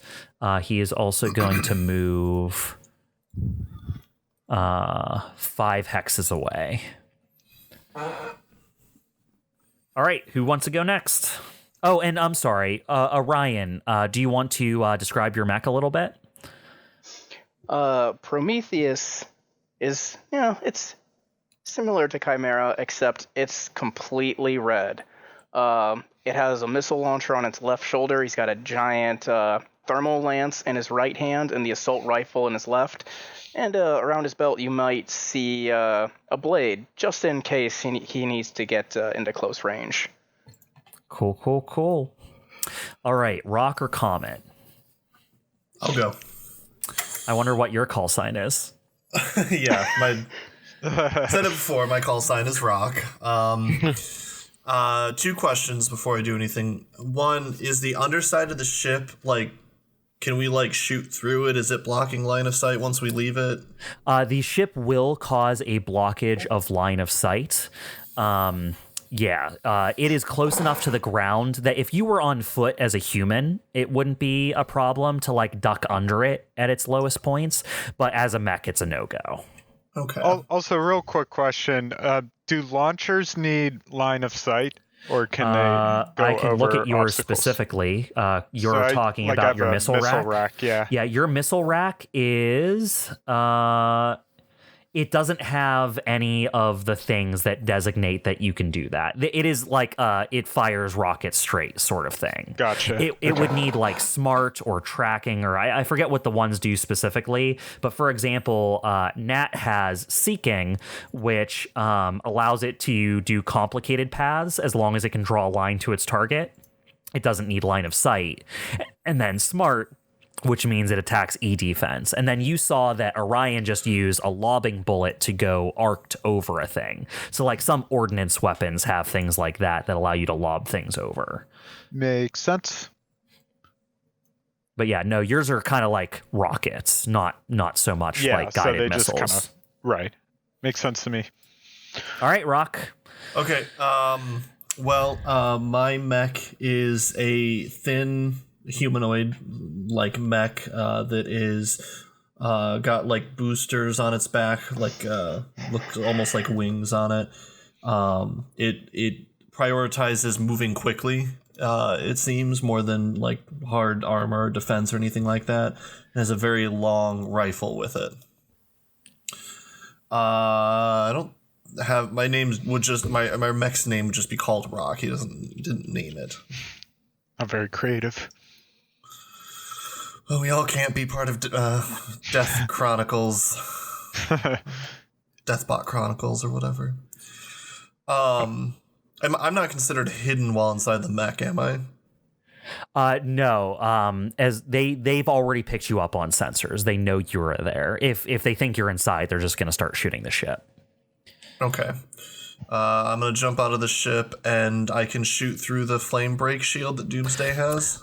So let me give you the info so you can make an informed decision. This is not hidden information. So from Doomsday's Firebreak shield, it provides soft cover, and when an attack is made against a character benefiting from the Firebreak shield, it automatically misses on a 4+ on a 1d6 roll. Okay. I'm going to boost, and when I boost, my rapid burst jump jet system comes into play, so I can fly for the remainder of my movement. Nice. And I'm gonna boost up. Actually, if I'm on top of the map or the ship right there, would I have a good vision of everyone on the map? Everyone else except Doomsday, because he is right next to his shield and his shield is 3 high, he's so much shorter than it that unless you're like on top of him, he's still covered by the shield. Okay. It's a very tall shield. It's 4 high and 4 wide. Super boring, but I'm gonna hunker down so that they can't see me very well and use a hide action then. Oh, absolutely. I would definitely give you hard cover from this angle. You being on top of the ship is definitely blocking line of sight. Sure. All right. So that is Rock getting all set up here. And then I'm going to activate Scalp. Let's see. Where's Scalp? Call sign Scalp. Named for his dandruff problem, I hope. Absolutely. I hope not. So where's its movement? The alternative good is movement. less pleasant. You can just be bald. It just fucking the Scalp is a smaller than average mech. It is actually quite small and super fast. CHIMERA, you're kind of like huddled down next to these crates and you watch this firebreak shield, and the same pathway that you were like, can I get through this? You just see this smaller mech just like burst through that opening as it basically appears right next to you. It is going to activate as a quick action. It's going to activate Assassin's Mark on you, CHIMERA. It chooses a single character within line of sight, and for the rest of the scene, these effects apply. It has resistance against all of your damage. Damage it deals to you cannot be reduced. And it has +1 accuracy on all saves that you try to make it do. It can only choose a new target if it destroys you. Oh, that's unpleasant. So it's marked you with an Assassin's Mark.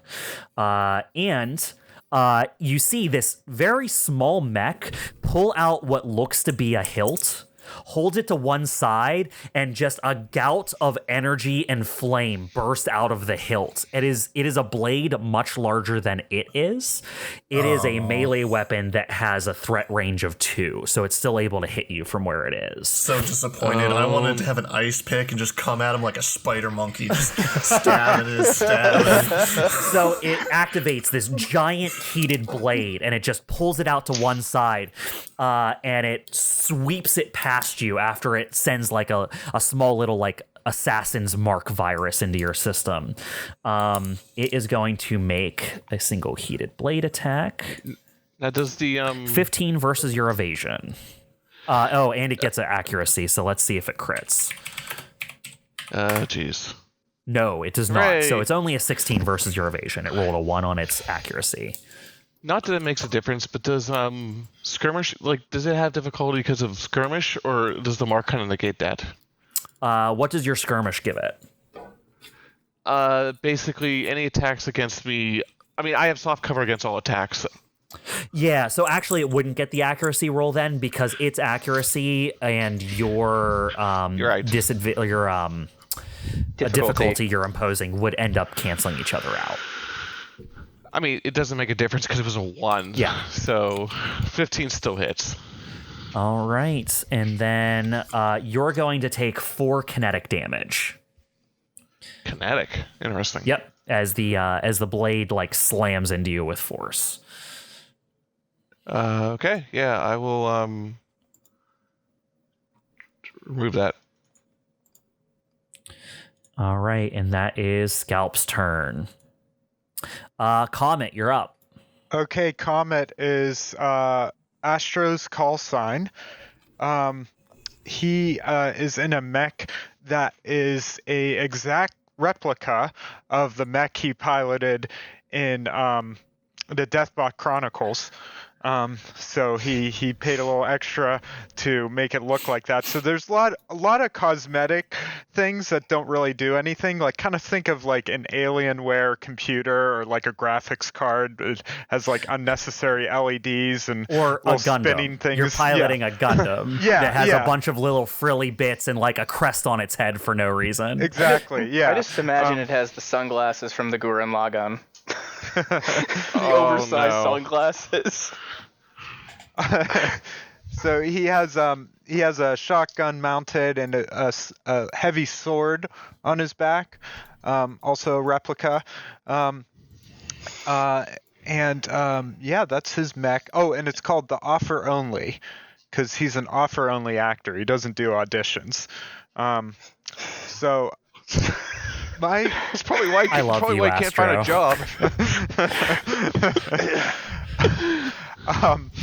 So, quick question: was Nat the one that deployed this Razor Swarm that's currently on Orion? That is correct. Nat deployed a Razor Swarm on top of Orion's position.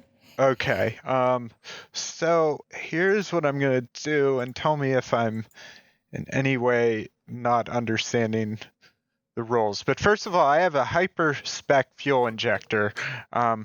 As part of the core system of my mech. And it gives me a protocol action, which is an action I could take as a free action, but only at the start of my turn. So if I activate the hyperspec fuel injector, it powers me up.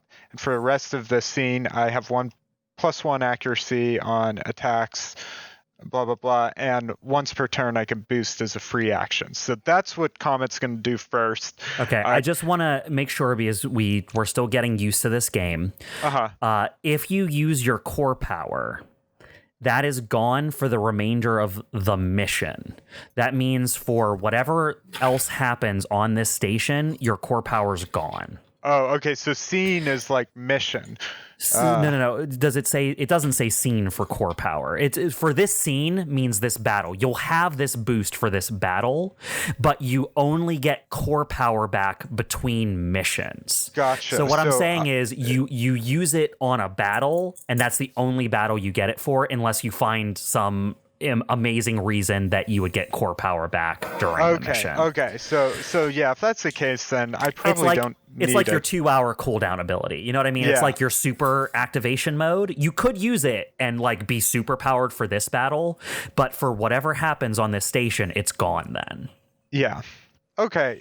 Then in that case, What do you mean? There's going to be other fights? there may be. At the very least, you know that you're still, they still want you to go save Ren. So Yeah. whatever that involves. I'm guessing That there's moment- more to That it. moment when your DM spoils his own story. God. You're right. I shouldn't have had the person give you what the protocol Yeah. for the mission was. How could I have spoiled the mission like that? Exactly. I'm guessing it's more than these I'm a 4 fool. dopes. I'm glad you understand. Yeah. So, okay, but I do have a frame trait. It allows me once per scene.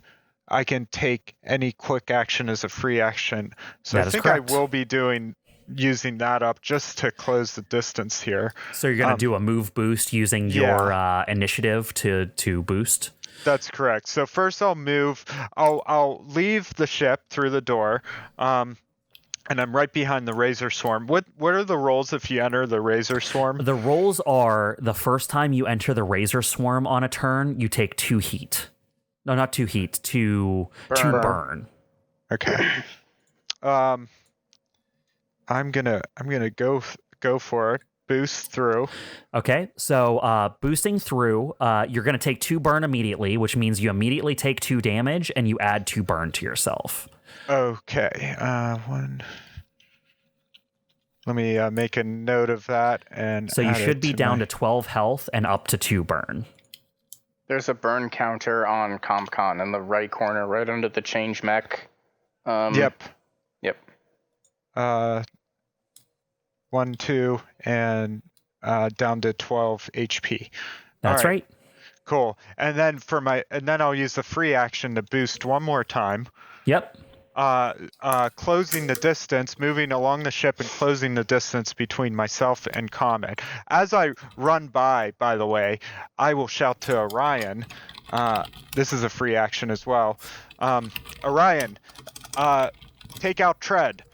And you will gain a leadership dice as part of my leader talent. So for you, you're an ally. You can have one leadership die at a time, and it lasts until used or until the end of the current scene. If you choose to follow that order, you can expend the leadership die to gain +1 accuracy on any action that directly follows that order. Or you can return it to me as a free action if you don't want to listen to my orders. I may just use it. Okay. That was the saddest. Roll pretty. If you don't want to listen to it. If you don't want to, I guess. So I believe if I did my math right, I still have a quick action. One more quick action I can take. You have 2, right? Because you moved, you boosted. And I boosted 3 times. Does opportunity allow you to take an action you've already taken this turn? It needs to say that specifically. I can look it up real quick for you. I know where it would be because you can, even if you have a bunch of quick actions, you can still only do each quick action once unless the thing you're using says that you can ignore that roll. I see. Like when you overcharge, you get to do another quick action. And the powerful thing about overcharging is it allows you to do a thing you've already done over again. Gotcha. So let's go to the compendium, go down to the GMS, Everest, and under initiative, may take any quick action as a free action once per scene. It doesn't... Any quick action... You know what? For now, I'm going to give it to you, and I'm going to look it up later because it says any quick action as a free action. We're gonna say okay for now, and I'll look into how initiative works another time. Okay. So he does close the distance between himself and Nat.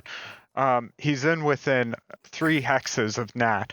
He takes out his shotgun and he fires his shotgun at Nat. So let's do that roll.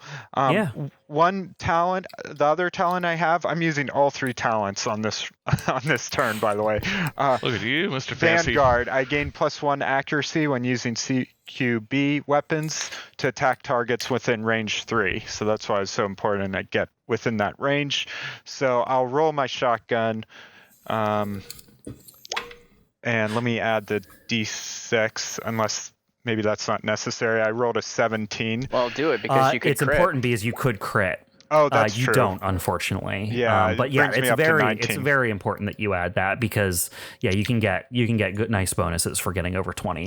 Yep. All right, so you definitely hit his evasion, and you just tear into him with 5 kinetic damage. Yep, I rolled a 5 on my kinetic damage. And finally, my last talent, Exemplar. First time I attack a hostile character within range 3, I can give them an Exemplar's mark as a free action. So I'll do that. I'll mark him. In the future, that means... I gain a following reaction called Valiant Aid once per round. If any ally attacks my mark and misses, I can allow them to reroll the attack, but they must use the second result, even if it's worse. Okay, got it. So he's marked Nat, and that's my turn. Marking Nat, and that'll end COMET, which leaves it down to Tread's turn. Tread takes a look at you, COMET, and Tread is a kind of rounded mech a little bit. He kind of looks like elongated legs.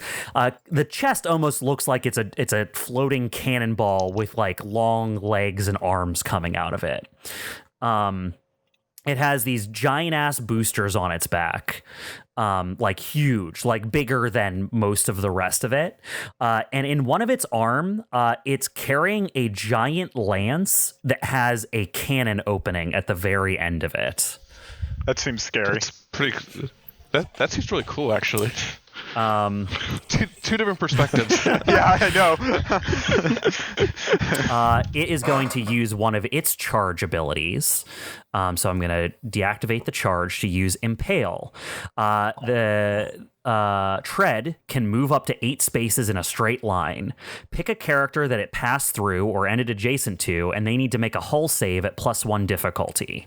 So he is going to basically aim that lance right at you, activate his giant ass boosters, and he's just going to boost straight through you. So go ahead and make a hull save, please. Okay, hull save. Yeah. My hull. Actually, I'm going to move him to here. Yeah. Let me see. Should be right next to speed on CompCon. So you basically just Can need I to roll your directly hull. on ComCon?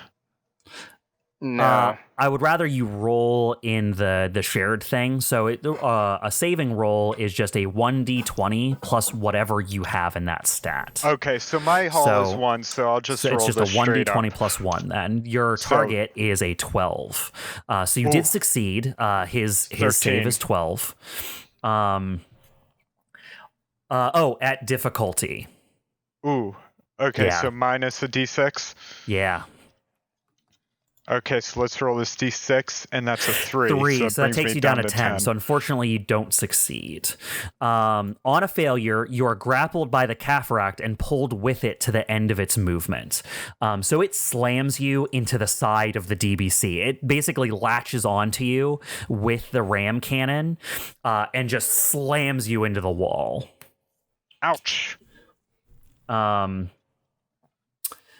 As it passes through you like that, you automatically take 2 kinetic damage. 2 kinetic damage. Got it. All right, and that was a full action to do that. It activated its trample and impale. And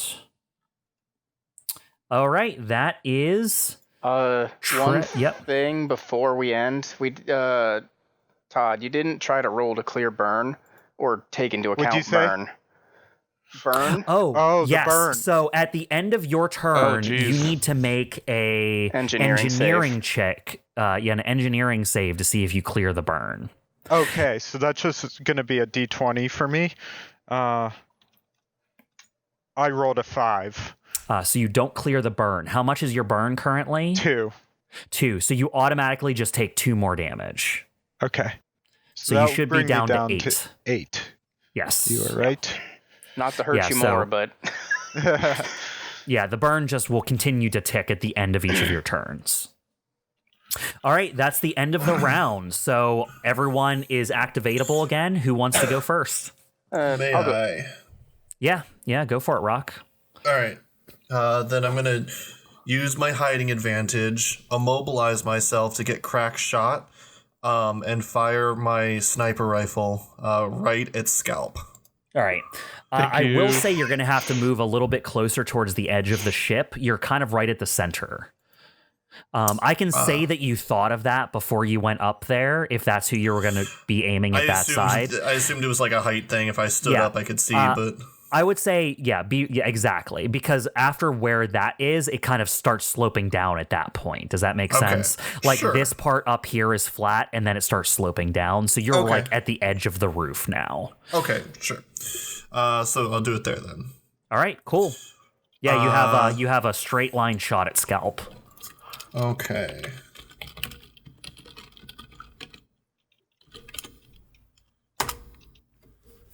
So I rolled a 14, a 10 plus a 4 with one of my accuracies. Ooh, nice. Okay, that was a hard shot too. This thing's small and evasive, but yeah, you still are able to hit its evasion with that shot. I just want to check something he has. Nope, that doesn't help. Well, technically there's one more accuracy, but that doesn't matter. Okay. So Yeah, you hit him. 4 damage then. It's armor piercing too. Hooray! All right, yeah, it just like slams through. You just start see sparking. Like one of his legs has exposed wires on it now. All right. Evelene approves.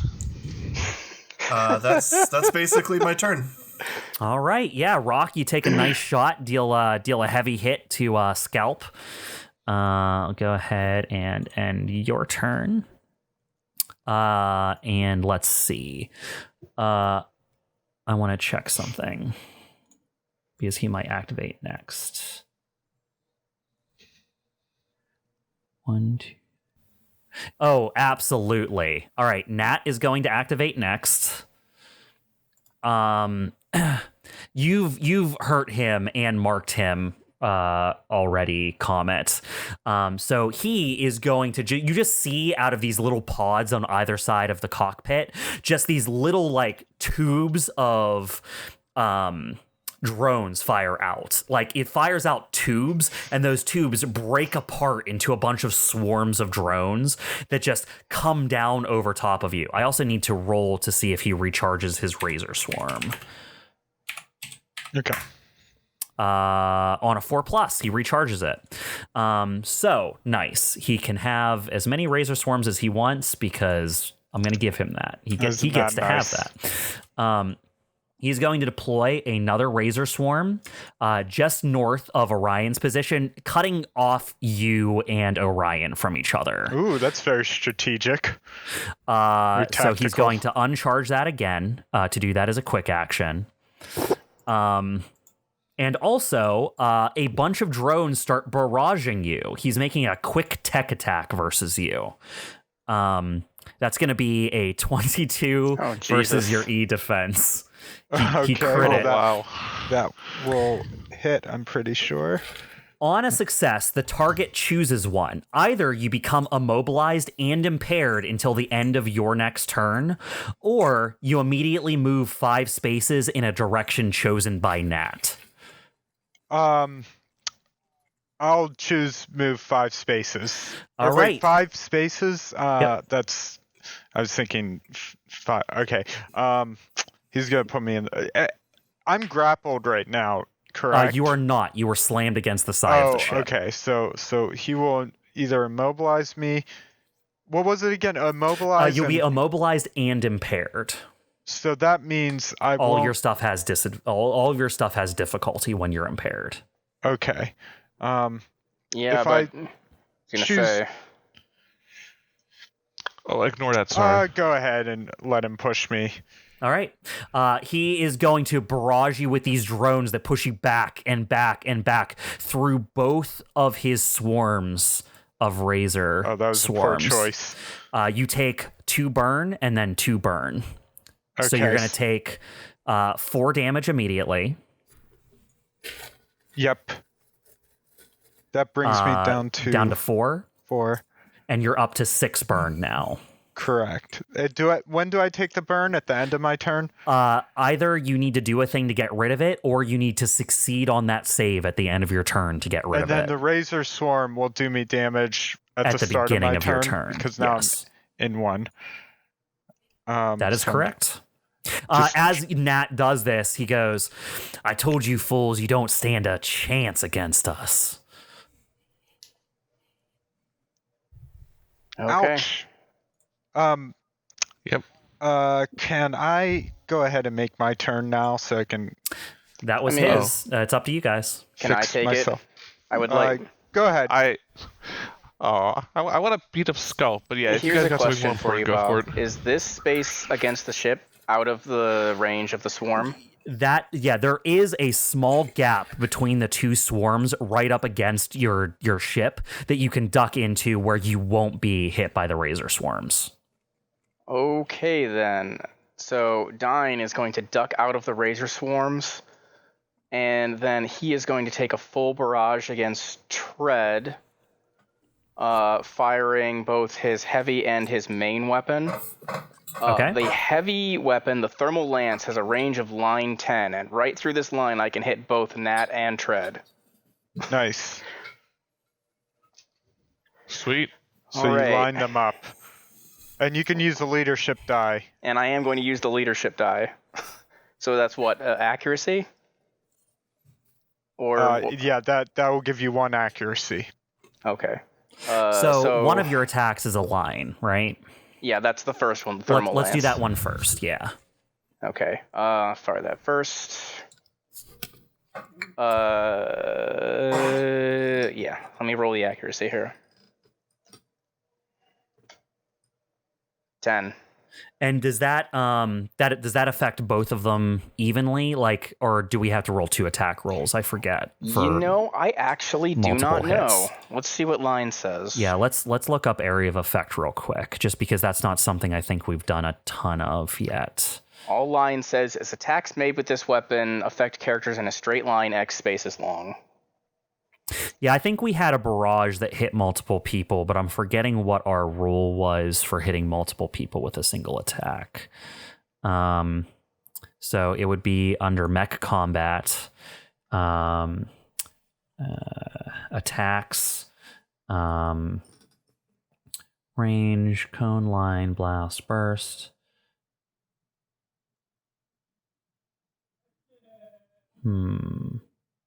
A separate attack roll is made for each target, but the damage is only rolled once.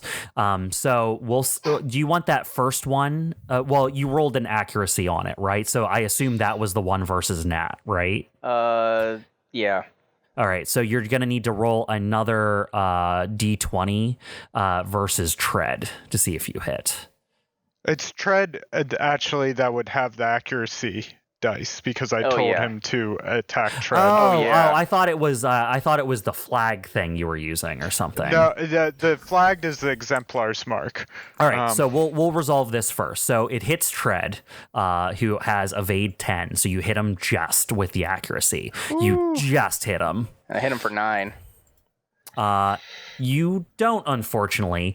He, with his other hand, pulls up his point defense shield. He has resistance to all damage from the closest hostile character. Okay, so that's what, half? Yes. A cool thing about the point defense shield, this is useful for you all. If multiple characters are equally close, the effect does not apply at all. But because you are closer than anyone else, your damage dim is halved. Okay. Well, so we're keeping the damage for both. So here's the attack against Nat. Wow. All right. That's the exact same roll. I'll use my Valiant aid to let you re-roll. So you got a 5. Let's see if your accuracy lets you hit Nat. Oh, it's a re-roll, right? Yeah, it's not an accuracy. It's a re-roll, and you have to take the second result. Which is a 19. Right. Yeah, well, the re-roll hits, and you'll do 4 damage. Aren't we taking the damage from the first? I just want to... I don't know. I mean, really, we re-rolled. That's fine. It would make sense, though. The Valiant aid words it as they may re-roll the attack. Well, I mean, it's early enough in the campaign. However we decide to do it now is how we're doing it for the rest of the campaign. So what would you guys rather do? It's a complete re-roll or just a re-roll of the attack roll? How are line attacks described in the roll book again? You make multiple attacks you make an attack roll against each target, but you only roll the damage once. So it would have been the original thermal lance anyway, which is 9 against all of them. Exactly. Yeah. For sure. Okay. So yeah, he'll take 9 damage. Okay. And since it's the barrage, I'm gonna follow up with my assault rifle against Tread.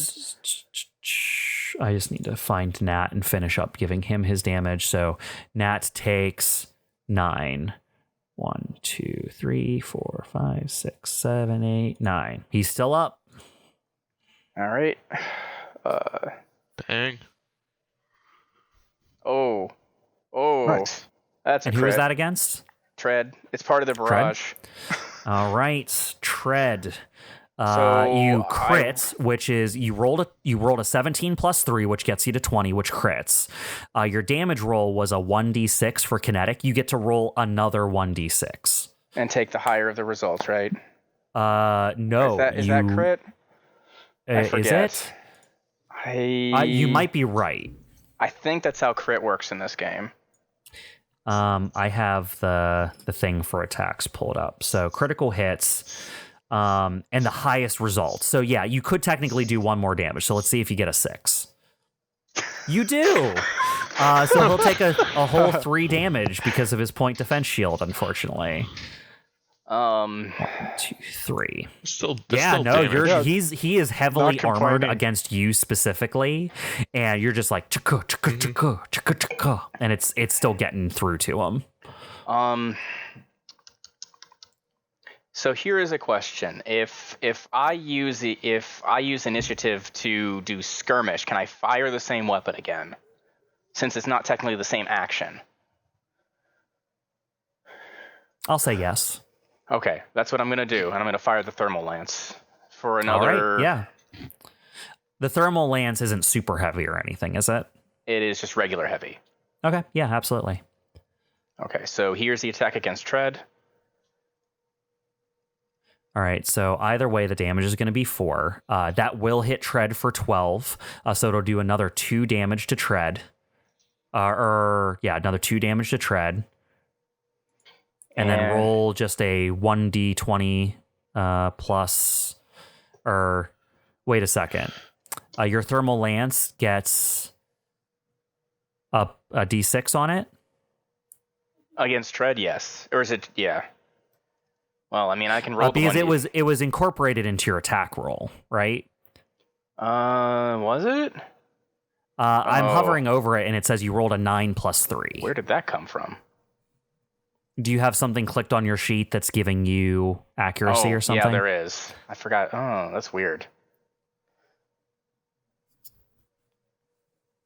Okay. Yeah, just unclick it because against Nat, you won't have accuracy, right? Yeah. All right, so it's just going to be, just roll a 1d20 because you don't, yeah. Let's see for Nat. Yeah, 13 will hit. So one takes 2, the other damage. takes 4. And all right. How do you see finishing off Nat with the thermal lance? I just heard him mention that, he's a lot of trouble, so I just aim right towards tread. I kind of aim it just a little bit at his head so that I can just scrape him and go over the shoulder. And I'm just like, tread's annoying for hurting Orion, but Nat's just fucking annoying. And I just fire, and it goes right down the middle of Nat. Oh, nice. And there's now a lot of molten steel in Nat's. The razor swarms persist for the rest of the scene or until the hive is destroyed. So both the razor swarms dissipate after you destroy Nat. Okay. Oh, cool. Nice. And then since my turn is over, I have to make an engineering check because I'm burned. You are burning. Thank God I'm not burning. Good. Good roll. Okay. And that's it. Now where did I put ComCon? All right, so Ryan, you're no longer burning, and you have, 11 health? Yes. All right, great. That is your side's turn. Nat is down. So let's go back to this side. Scalp wasn't too happy about getting shot. You hear over the comms, like Nat's mech looks at Chimera, then looks up at Rock. And where's Nat's personality? Nat is dead? Oh, not Nat. I'm sorry. Scalp. Scalp looks at you two. I'm back from the dead. Scalp is suspicious. And, so Scalp looks at you and says, oh, no, you're not sneaking up on me. And it leans down, and you see these jets activate in its leg. It's going to, as a quick action, take leap is going to move and then fly to land adjacent to you, Rock, on top of the ship. Holy crap. Here's a question. That's a big Was leap. it within the threat range of any of Chimera's weapons? Because you could make an op with a reaction, I believe. Chimera only has a threat 1 melee weapon. I just wanted to... Yeah, I was not engaged. Okay, I They just wanted were to clear not that engaged, unfortunately. Yep, no, that's a good thing to call out. If you start a movement within someone's threat range, you get to make an opportunity attack. And it doesn't matter. It doesn't matter Yeah. where you start that or end that movement. It's as soon as you start moving. So Rock, this little scrappy mech just lands on top of the ship next to you with its large heated blade and just like sees you kind of hunkered down from taking that last shot and just tries to drive the blade into your back.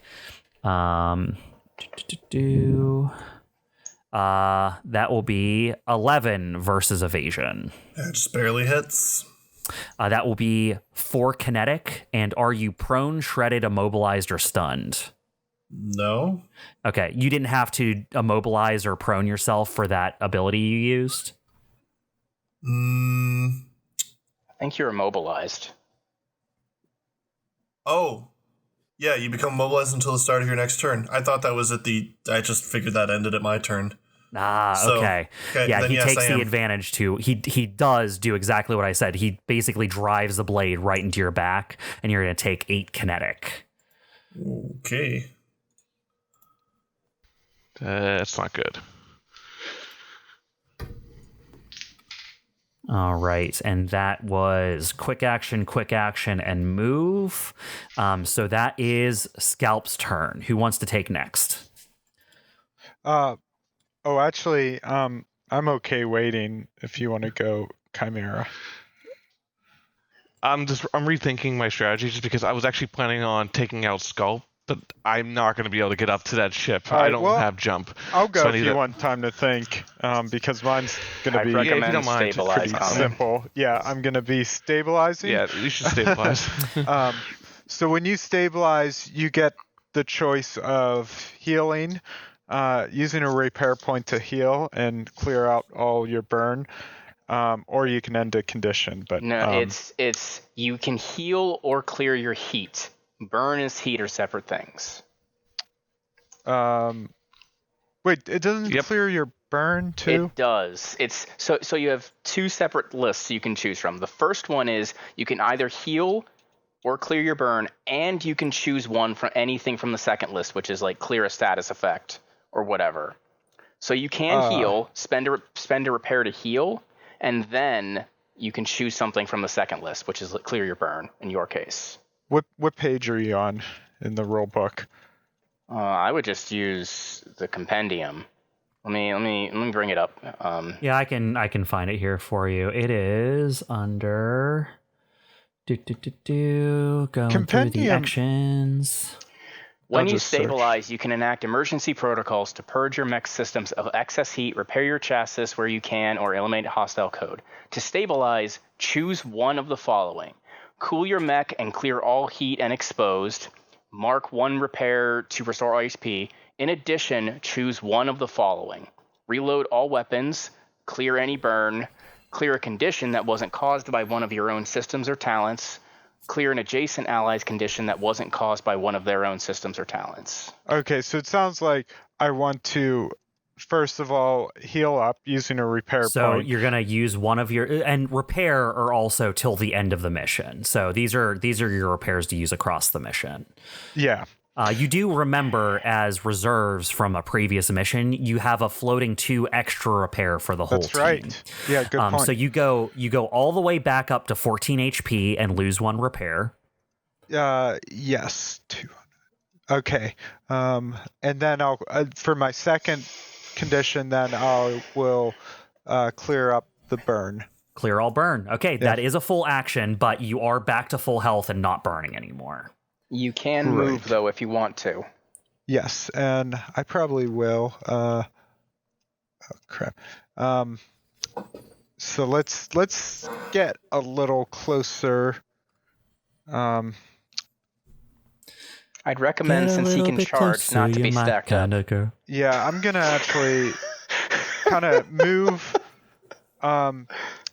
Oops, that's probably too close. But I'm gonna move behind one of the crates. Yes, yeah, you can take cover behind the crate. That's fine. Okay, and that's all for me. Yep. All right, ends Comet's turn. We will jump back over to the other team. Oh shit! Accidentally hit the X button on accidentally hit the X button on Discord because it popped up and it just closed the whole thing instead of just the window I was trying to close. Yep. All right. So it will be. All right. Well, I would assume Doomsday's turn, right? They can activate him in any order they want to, just like you guys. Right. But he is going to take his action next, which drops the fire break shield. So I'll just move this aside for now because it goes away at the start of his turn. He is going to move. Boom. Nope. He's going to move here. He's like, just up. Oh shit! He was here before, right? All right. He can only move 2. He's a big slowbie. He's a big slow boy. He just starts. Basically, you see him walk through the fire and flames he created as they like dissipate around him, and he just pulls up his flamethrower again, aims it right at you, and just belches heat at you again. Right at you. Yep. No, he aims at Comet. You decided to be in the way. Super fail. He rolls a 1+1. He is not having good luck with that 1+1. So it doesn't hit you at all. You're just like at a position where you're able to duck aside, and it just burns and scorches the floor next to you. And it gives him another 4 heat. He's probably not doing too hot.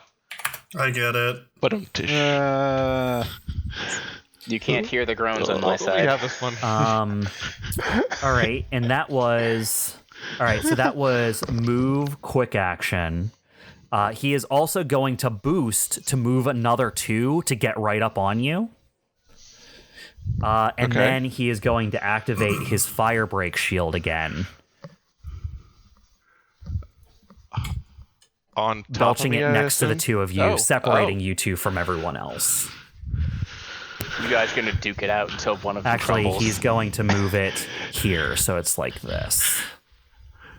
Well, if you're not trapped, I'm not trapped behind a fire shield with you. You're trapped behind a fire shield with me. All right, that is going to end his turn. Back to you guys. I haven't gone. Oh yeah, it's my turn. Or it can be you or Orion. Or wait, did Orion already go this round? Orion killed the fuck out of Nat, right? Yeah. Yes. Okay. Yeah. I just forgot to end your turn on my thing because I was too busy destroying Nat off of here. I forgot to end your turn. Yeah, Chimeras is kind of as Doomsday has literally presented himself in front of Chimera. Chimera is just going to grapple it. All right, yeah, go for it. So that'll be a contested hull check because I think we're the same size. You are the same size. Yeah, so it's a 1d20 plus D20 plus hull. Yeah. Okay. So 1d20 plus 1 is my hull, I believe. Yep. I just want to check something on Doomsday. Oh yeah, that doesn't affect here. All right, yeah, it's going to be a roll off because no, he super doesn't get it. He rolled a 20 plus 1. God damn it! I rolled a 6. Yeah, no, you move in to try and grapple him, and you just can't get a hold. That's unfortunate. And but what's I your can grapple? Move is that a skirmish type thing, or like what does that use for you? A quick action? Okay. It is a quick action. So. Oh yeah, grapple under quick actions. I found it. All right, and you still have another quick action and a move. Did we establish that initiative? Like, so a free action can repeat an action if we wanted to? Once per scene, you're allowed to activate it to do a quick action of your choice. I'd like to try the grapple again. I mean, okay, we're saying we can double up on it this time. I'll have to look into it for next time. So we're going to go by the rule that you can do it. I'm starting to think you can't just based off of how the interactions are working out from using it. I imagine it uses the rules for you can't double up on things, but we'll look into it. Otherwise, there's no reason to have overcharge. I mean, you can only use it once per battle anyways, at least with initiative. I'm still going to lean towards it doesn't let you duplicate things, but I set the rule for this battle at least, so you can do this. Okay, yeah, I'm fine with whatever we end up deciding in the long run. Please be a better roll. 13. That might It work? is a block, which means nothing changes. On a contested roll, whatever. if you tie, the reward goes to nothing happens. Yep. Okay. And then for my second quick action, I'm just going to melee him with my... so Chimera has a big metal axe as its melee weapon. Well, her melee weapon. So that'll be this will be against evasion. I don't have any modifiers. This is a straight D20. Please be good. Please be good. Yeah, Hey, no, 16 you is good. stab him with your blade. Yep. And then melee weapon is a 1d6 plus 2. So...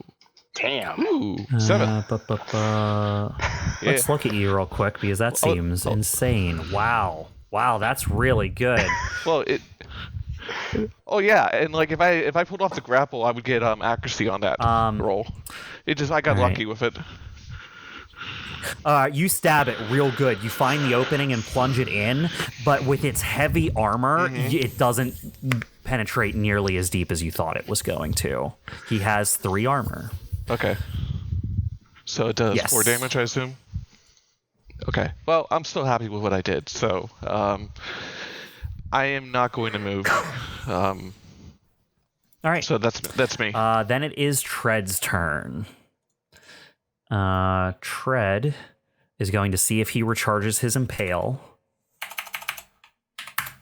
He does not.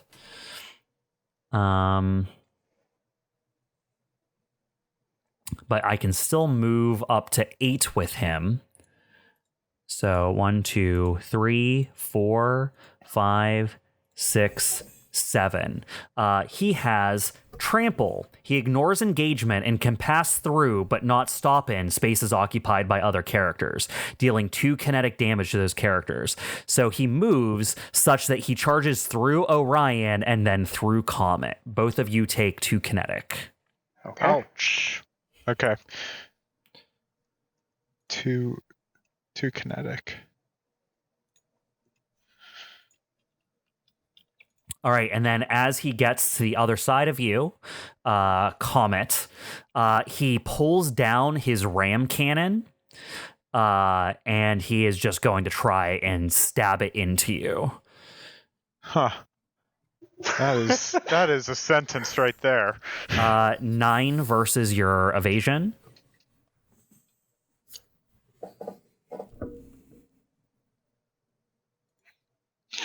Orion? Does he get accuracy with or, that? Comet, I mean. 9 versus your evasion, which I believe is 9. My evasion is 9. Okay, so that'll hit the target.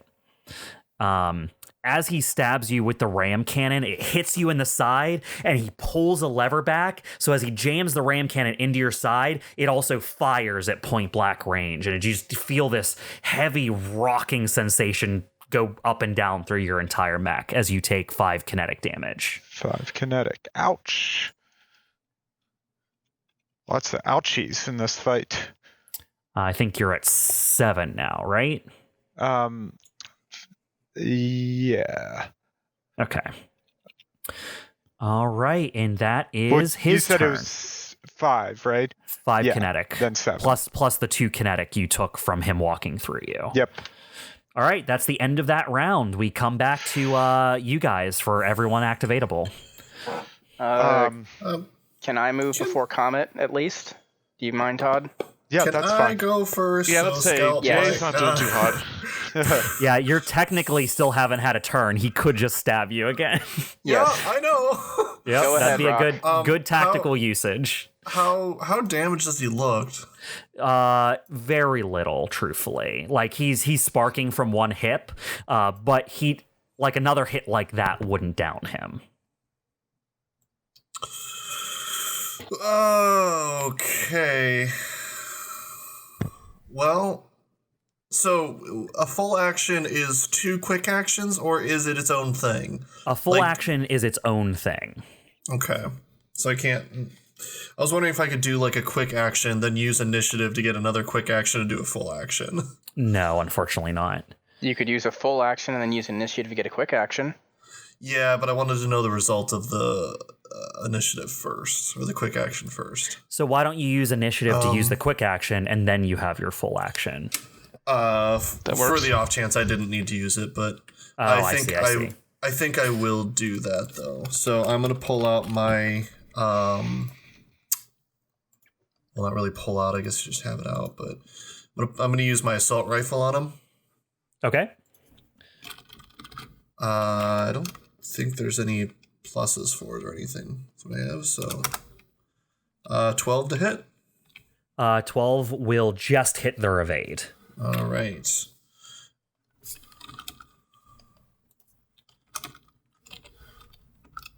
Uh, 6 damage. Oh, nice. Yeah, you just pump bullets into the side of... You basically, like, turn around and just, point blank fill him with lead. Although you're engaged, right? So you would have difficulty on the attack roll.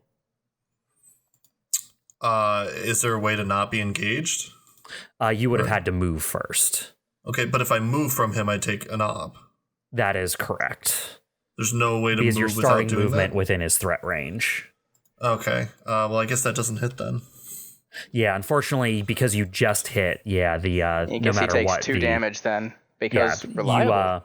You still have reliable. It's so close, and you're pumping so many bullets out, he can't avoid getting hit a little bit. So he'll take 2 kinetic from that. Yeah.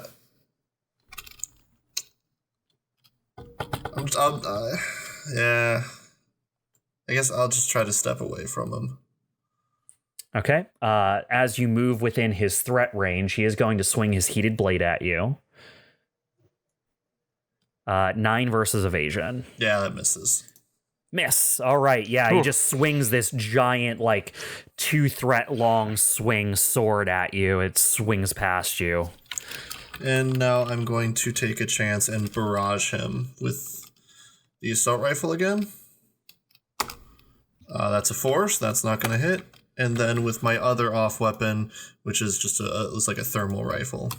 Oh, so you're using barrage to do two weapon Full attacks, right? Correct. Okay. And a crit. The thermal rifle's a natural 20, which is special for me specifically because I have brutal. Brutal. He So deals I max deal damage. the maximum possible damage and bonus damage. I like that. I like that a lot. So when it says and bonus damage, what is it? I don't know what it means by that. It means if you have other things that give your roll bonus damage, then those would also be maximized. Okay. Well, it's 5 damage. All right. So your thermal lance deals 5 thermal damage to him. 5 energy, because it's a 5 1d3 energy. plus 2. All right. So he takes 1, 2, 3, 4, 5 energy damage, and he's starting to look rough. And 2 from the assault rifle, because even though I I already missed, did that ahead of time. The Yeah, other I already shot did too? those. Yep. Okay, just making sure. So that's 9 damage total then. Yep. Yeah, he's still up. He's looking rough though. Okay. Well, I'm dead. I can't finish my movement, can I? I don't remember how it works I think on you this. can. Okay, well then I'm gonna keep moving. Over there. Yeah. You would have had to complete your movement anyway because you were still within 2 of him, which still gives him ops. He has a range of 2 for his threat. Oh, okay. Yeah, I was planning on that anyways. Yep. He looks real hurt, right? Oh, real hurt. I can just overcharge and do another skirmish, You can't could I? overcharge, yep, and do a skirmish. I'm doing that then. Okay. With the assault rifle. So you'll take 1 heat. Yep. Rolls a 4, but that's 2 damage. That's enough. Hooray! You overcharge and just fill him with lead, and you just don't let up. You shoot and move and shoot and move and then shoot, and he's just been shot with so many holes. His frame isn't that big. He's only a half-size mech. You've put more shots on target than mass basically exists in his mech, and it just creaks and cracks, and the sparks from where you hit immediately, like initially, just the leg gives out and he just collapses on top of the ship. Nice. All right, that is your second NPC destroyed, and before he took his turn this round too, which is very good for you. Rock lives to see another Oh, day. I get the assassin mark off too because he's dead. Yes, the assassin mark only helped him anyway, so it's not like it was hurting you for anyone else, but yeah, it does go away. But now I know I don't have it. Now That's you what's know important. you don't have it. I know. All right, is that your turn, Rock? Yep, that's it. All right, end turn with a very effective turn. It's going to pop over to them. I'm going to go ahead and activate Tread again. I'm going to roll to see if he gets Impale back. Oh, good point, Astro. Yeah, so Rock basically was duking it out with Scalp on top of the DBC. Rock basically fired, backed up, fired to the edge of the ship, and as he was doing that, Scalp just got hit and then hit and then hit and just collapsed into a pile on top of the ship. Nice. And now Rock's basically on the side of the ship, and Orion and COMET are just Rock is under now that standing side. on the very edge of the ship, on the lip, overlooking where Orion and COMET are fighting Tread. I need to roll a d6 to see if Tread gets back his Impale. He does not. He needs a 6. But what he is going to do is he is going to move 1, 2, 3. He has 8 move.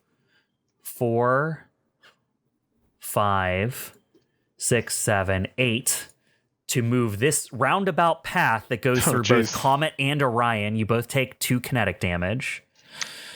Okay. COMET is starting to look pretty rough. And then let me... Oh, actually, no, I messed up. He would be here. Because he just wants to be right on the crate. That brings me down to 5 HP. And he is going to turn on you, COMET. And with his... He's not a fan of Astro Jamin, with his ram cannon, he pulls it up under his arm like he's aiming a lance, like he's in a joust. He points it at you, and the cannon at the front of it just fires off at you. Okay, that can't be good. Ram cannon, 20 versus evasion. I think assume that's hits gonna hit. For 5 kinetic damage. Okay, does he always have accuracy on that attack? Yes, he does. Oh, damn. Okay. Oof. So that... Would you say 5? 5 kinetic damage. That's exactly that should how much hit you HP exactly. So the I first have. time we're hitting this, you hit 0 HP, which means that you're going to have to roll on your structure chart. You lose 1 structure going down from 4 to 3. Yes. And then you go back up to 14 health. Okay, so let's do that. So I lose a structure. Mm-hmm. Let's roll. System trauma. Yep, you're going to need to roll a structure damage table of you only lost 1 structure, so you need a single d6. Hold on, actually, I don't know if I got system trauma. I was a little confused by Capcon's interface, and I just picked a dice, so I have to actually roll this. Oh, yeah, no, you need to come over here and roll before you touch those things. So, all right, so you got a 5, which is glancing blow. You are impaired until the end of your next turn. Got it. Okay. So I'm going to go ahead and come over here and put condition impaired. There we go. Okay, then. All right. Fun. He likes me. He likes you a lot. That is Tread's turn. He basically trampled Comet and Orion, turned around, and then fired off a blast that was a glancing blow, but was enough to knock you off balance, Comet. Yeah. All right, back to you guys. So impaired. I'm sorry. Remind me what impaired means. You have difficulty on basically everything you do. On everything I do. Cool. I'll let Orion go before me if you want. Actually, do you mind if I go next? Yeah, go Yeah, for it. go for it, Chimera. Okay. Utbilers. Okay. Chimera is going to think for a second. see if I I can guess get back I'll in attempt to here. grapple just to hawk him down. So it'll be a same rolls before. All right, so you're gonna stab him with your knife. I gotta grapple. I'm gonna grapple him first. Oh, to you're see gonna if I try can to grapple him first. Okay. The accuracy is nice. Again with the 6. No, he's in a big fuck off mech that just is like constantly pushing you away as you try to grapple it. I'm amazed I keep rolling 6s on grapples. I guess, and then for my direction, I'm just gonna keep hacking away at him. Go ahead and roll on him. Yep. I love the ram him, but like he's still up close, so like it's not worth the trouble. Okay, 14. 14 will hit. Yep. And then I roll my damage. 6 damage. All right, so he will take 3 damage as you pierce through his armor. How's he looking? Very bad. Okay. Maybe. Yeah, you're cutting through. It seems like once you get past his armor, it won't take that much to take his systems offline. I'd like to Finish think I'm just hacking away at the same spot in his armor to like tear it away. You're definitely opening up a divot. Point. Okay, and that's me. I'm not going to move because I'm engaged. Yeah. Yeah, if you're not going to move, what he is going to do on his turn is, as a full action, he is going to use Explosive Vent. The pyro clears all of his heat that he's been building up, and all characters in a burst 1 must make an agility save. I am so good at agility, it's 0. I believe in you. Yep, go ahead and roll your d20 plus 0. I'll believe in you who believes in me. I rolled a 4. Thank So, you, Astro. you take heat equal to half the amount the pyro cleared, and you're knocked prone. Okay. So you take 4 heat. Yep. That's not it. Which puts you in the danger zone. I wait to... Damn it, Todd, you beat me to it. You're knocked prone. Okay. And he now has advantage on you for his attack. He certainly does. He's going to belch his flamethrower over your prone body.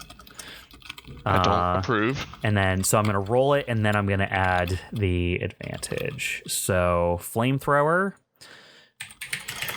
plus, so 11 versus evasion. I think that just hits it. Oh, no, I mean, it definitely hits. Sorry, I was looking at the wrong number. So he's going to take 4 heat again. And you're going to take 3 burn, which is 3 damage now and possible damage later. 3 burn and what? Oh, there we go. You're going to take 3 damage now. Okay. From taking the burn, so you should be down to like 7. Yep. And then you're going to have 3 burn on you. So at the end of, your next turn, you're going to have to roll to see if you get rid of the burn or take more damage. Okay. Yeah, and the way burn works is if you get more damage that gives you burn, it just accumulates, and then at the end of each turn, you might take all that damage again. So it kind of builds up over time. Yeah, All right. I'll have to get rid of it ASAP. Well, It's getting real late. We've burned through this combat. We're in a peached fight. You have 2 of the 4 down. You've almost taken back the hangar from Barrel. We're going to go ahead and call this episode here for now. And then when we pick up next session, we're going to pick up with the fight for the DBC. Sounds fun. Cool. Hope we survive. Let's hope we survive. Some of us have super killed our assailants, and some of us have been really beaten up by our assailants. So we'll see how that goes. Thanks Astro. everyone for tuning in and checking us out. We're gonna keep going on this, so we'll see you next time. All right. Bye. See you later. Bye. See ya.